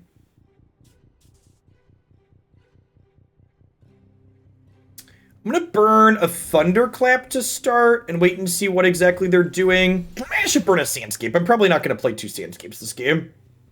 And burning the blue card on 1 means I can't Serpent Stun on 3, which is probably wrong. I don't even work out. Okay, yeah, this is the aggro deck. So I think I'm burning a clay effigy here. I probably want to get myself set up to try and have Thunderclap on 4. Doing well, mommy.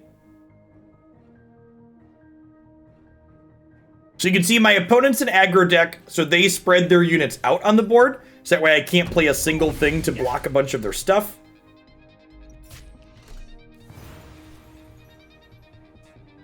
I probably want the second falls in this matchup.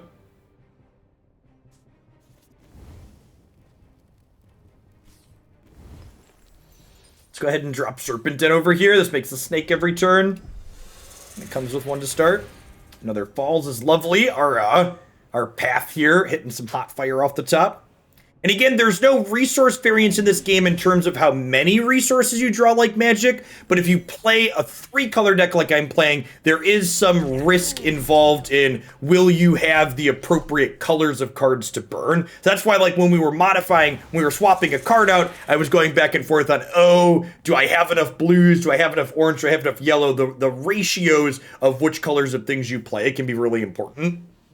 Because, like, right now, for example, I'm going to get a 4th resource this turn, but this is my only other blue card, so I don't have another blue card to burn to get the second blue threshold. Yeah, this card is really good against us. Lets them draw a card. I guess the saving grace on this card is that a lot of our cards probably aren't very good in their deck. Why do you play 4 Sandscape? So Sandscape is good because you need orange cards to burn early, and our path, Rainbow's End, lets us replace enchantments, and when we replace enchantments, we get a refund on resources that we spent on them. So, for example, I can deploy the Sandscape here, and then I can play this out here and get a resource back, and then I can clay Effigy here as well. It also lets you do tricks in the mid to late game where you, like, end up gaining resources with cheaper, by deploying cheaper enchantments over more expensive ones. You need a critical mass of enchantments in this deck, so that way you draw with Rainbow's End consistently.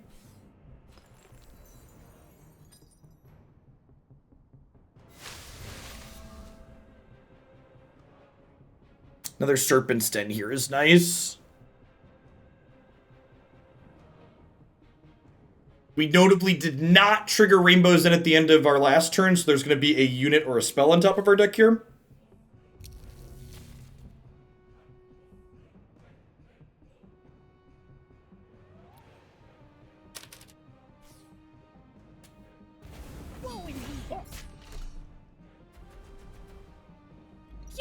I'll take that.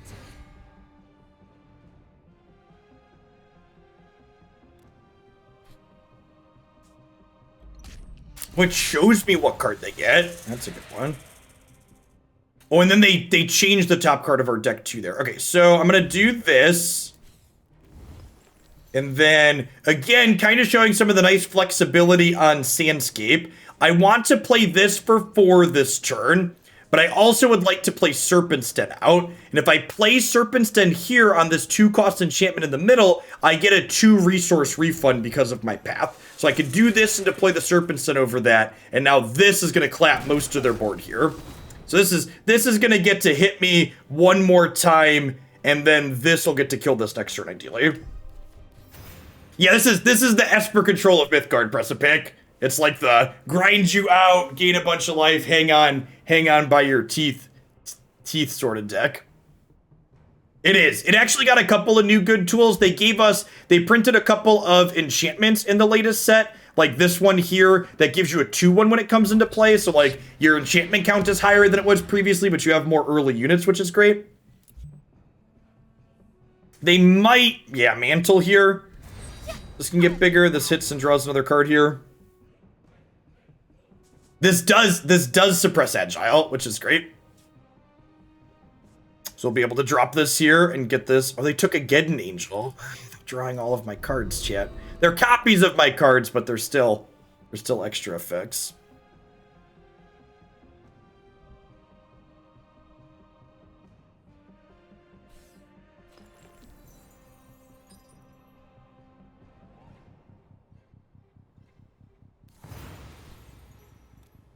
Effigy's not terrible.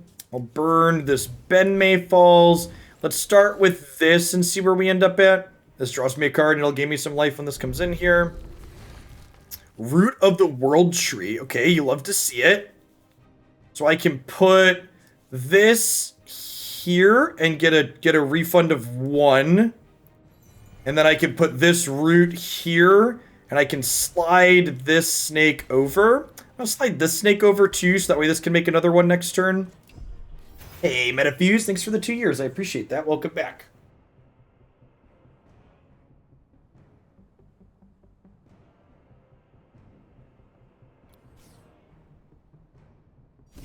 Gross. This is gonna get to hit me and draw another card. This only suppresses. Wait. Oh, this does still have Agile suppressed, but I just don't have a blocker here. Maybe moving the snake was wrong. Sapo, gross. Yeah, I think we're gonna lose because this card hit us so many times. This card's drawn 3 cards off of our deck now.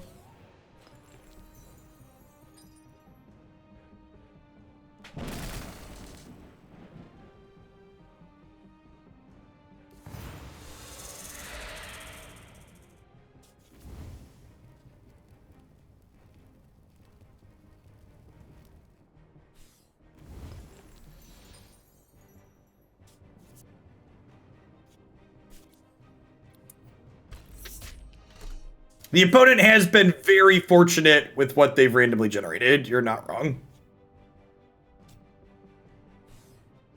Reporting. Let's see what we hit here. Magnus would be great. Scion of the Pride's not terrible.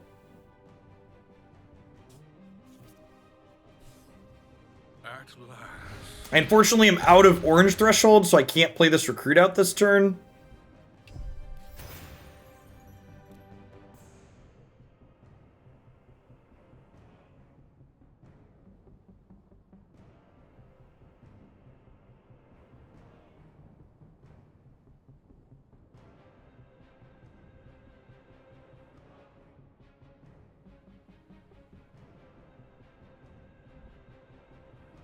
We're like this close to stabilizing. The warded on Sapo is going to be a tough nut. We'll have to save Pride of the Palace for that. I guess if we save Pride for this, we might be okay. Depends on what the rest of their cards look like. It'll be kind of sick if we manage to win through this card, hitting us that many times. It attacks all 3 of my lanes, which is very scary.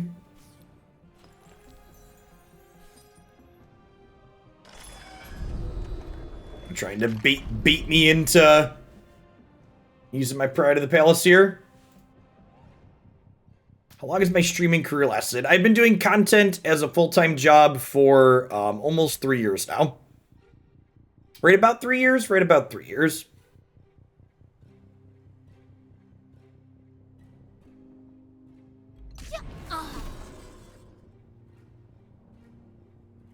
Well, that's finally gone, but the damage is probably done. Thunderclap's not very useful. What did I do before? I have a master's degree in mathematics. I spent time adjuncting at a couple of various colleges. Before I was teaching, I spent time doing process automation at a Fortune 50 company.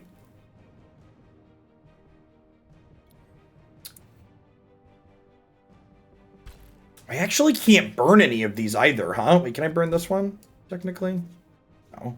Huh. I was gonna say I could slide this over, but I'm actually missing orange, right? I guess I start here. See what we get. Well, I mean,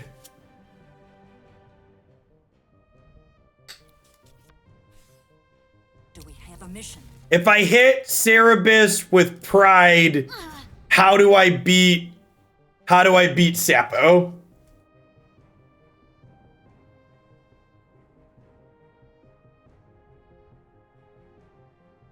That's the question. If I hit Cerebus with Pride, how do I beat Sapo? I think the answer is I can't.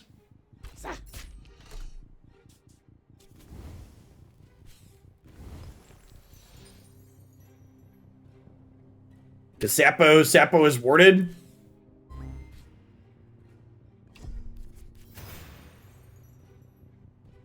Okay, we hit the orange.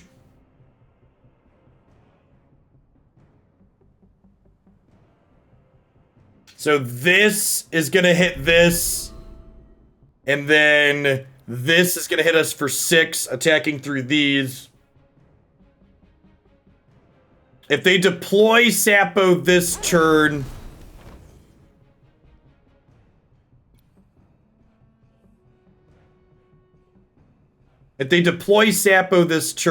I'm gonna be in trouble. Well, that means they're not deploying Sapo this turn, so that's good. Okay, so we get to burn this for orange. We get to say attack you, attack you.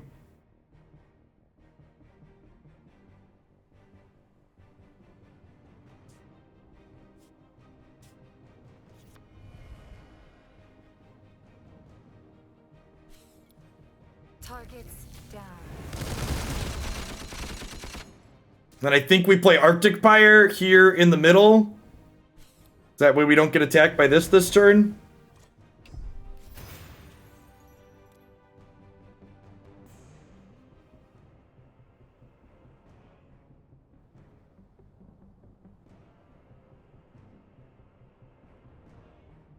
They could get an angel me back.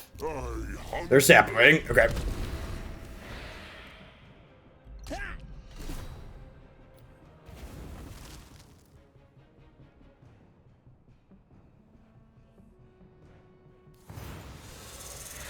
Magnus is such a good draw. Holy crap. So we get to turn him into a thing. And then we get to Magnus. Oh, Magnus doesn't kill this because it's warded. Right, I knew that somewhere. Somewhere in my heart of hearts, I knew that.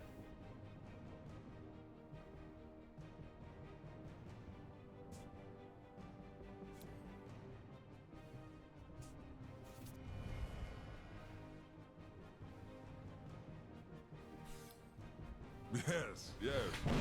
Brilliant.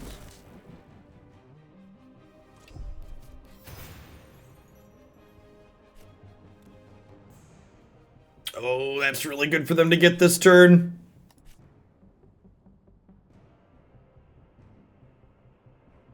So they can... Do I make you sick?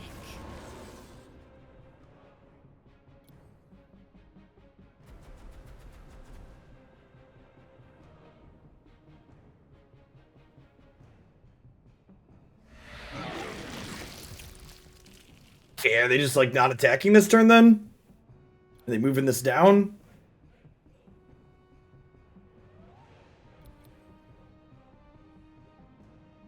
This can give something 3 attack in a turn. I assume these are trading. If they don't trade these here, I get to clap and then kill this next turn, which would be great.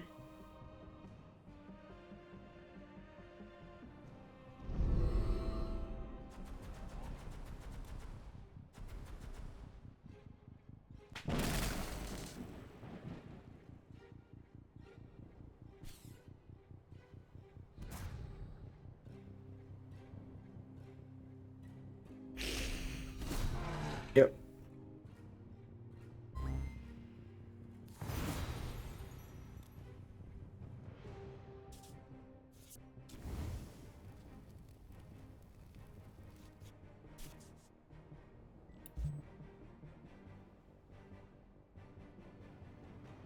There's a Braggy, there's a Sapo, there's Eager Recruits. There's 4 Eager Recruits in my deck. Actually, honestly, hitting Eager Recruit would be pretty good.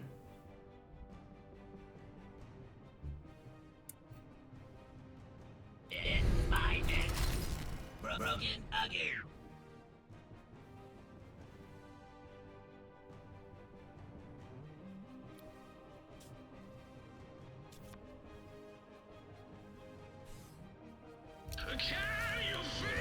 Oh shit, I was thinking I could cash a resource back in, but I need to do that before I Braggy. Yeah, I think we died. 'Cause I messed up. crap. Oh, no, wait, I can still burn something, right? I can still burn something? That doesn't actually help at this point, right?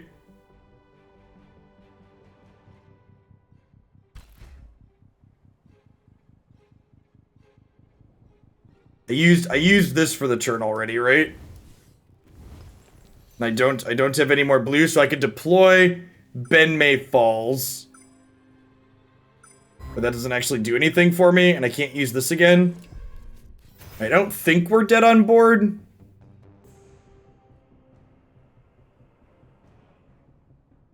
So this can give something 3 attack for the turn, but I'm at 9. So this can hit me for 5. And this blocks here. And if they get an angel, it kills everything except this. And this. This is worded too. But yep, so they're doing that. So that's gonna knock me to 3. This can't attack past here.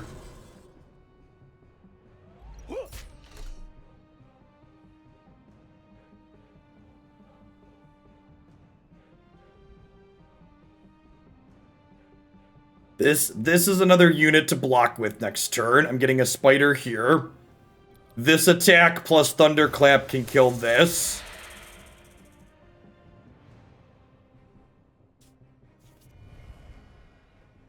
Okay, so let's start with activating this. Proper sequencing. All of those are bad. So let's do this. And then we do this. And then this gives us a blocker. Well, this at +3 is permanent. Shit, are we just dead to the Geddon Angel then?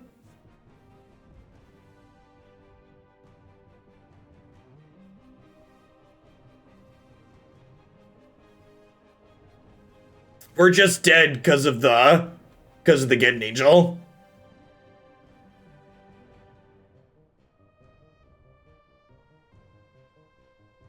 I can't go higher than 5.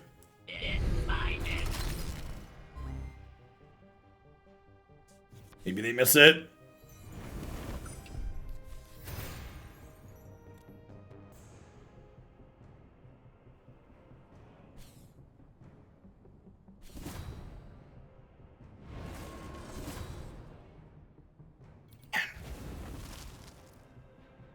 Man.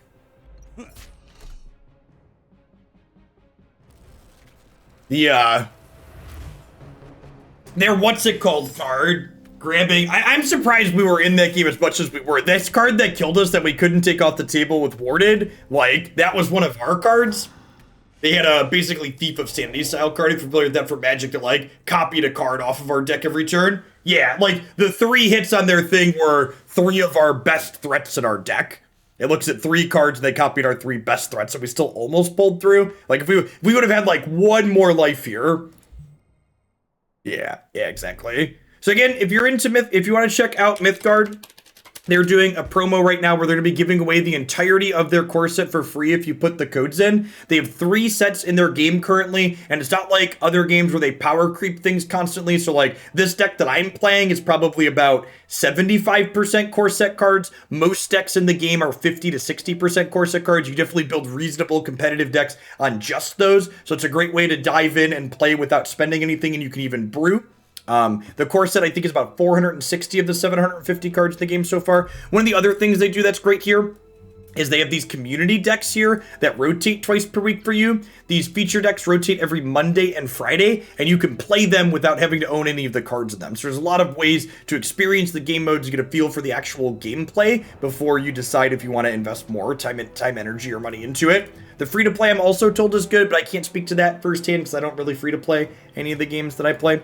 We'll probably play more of this next time. I'm like, maybe we'll play some other things next time. This deck is quite the slog, even if it is a lot of fun.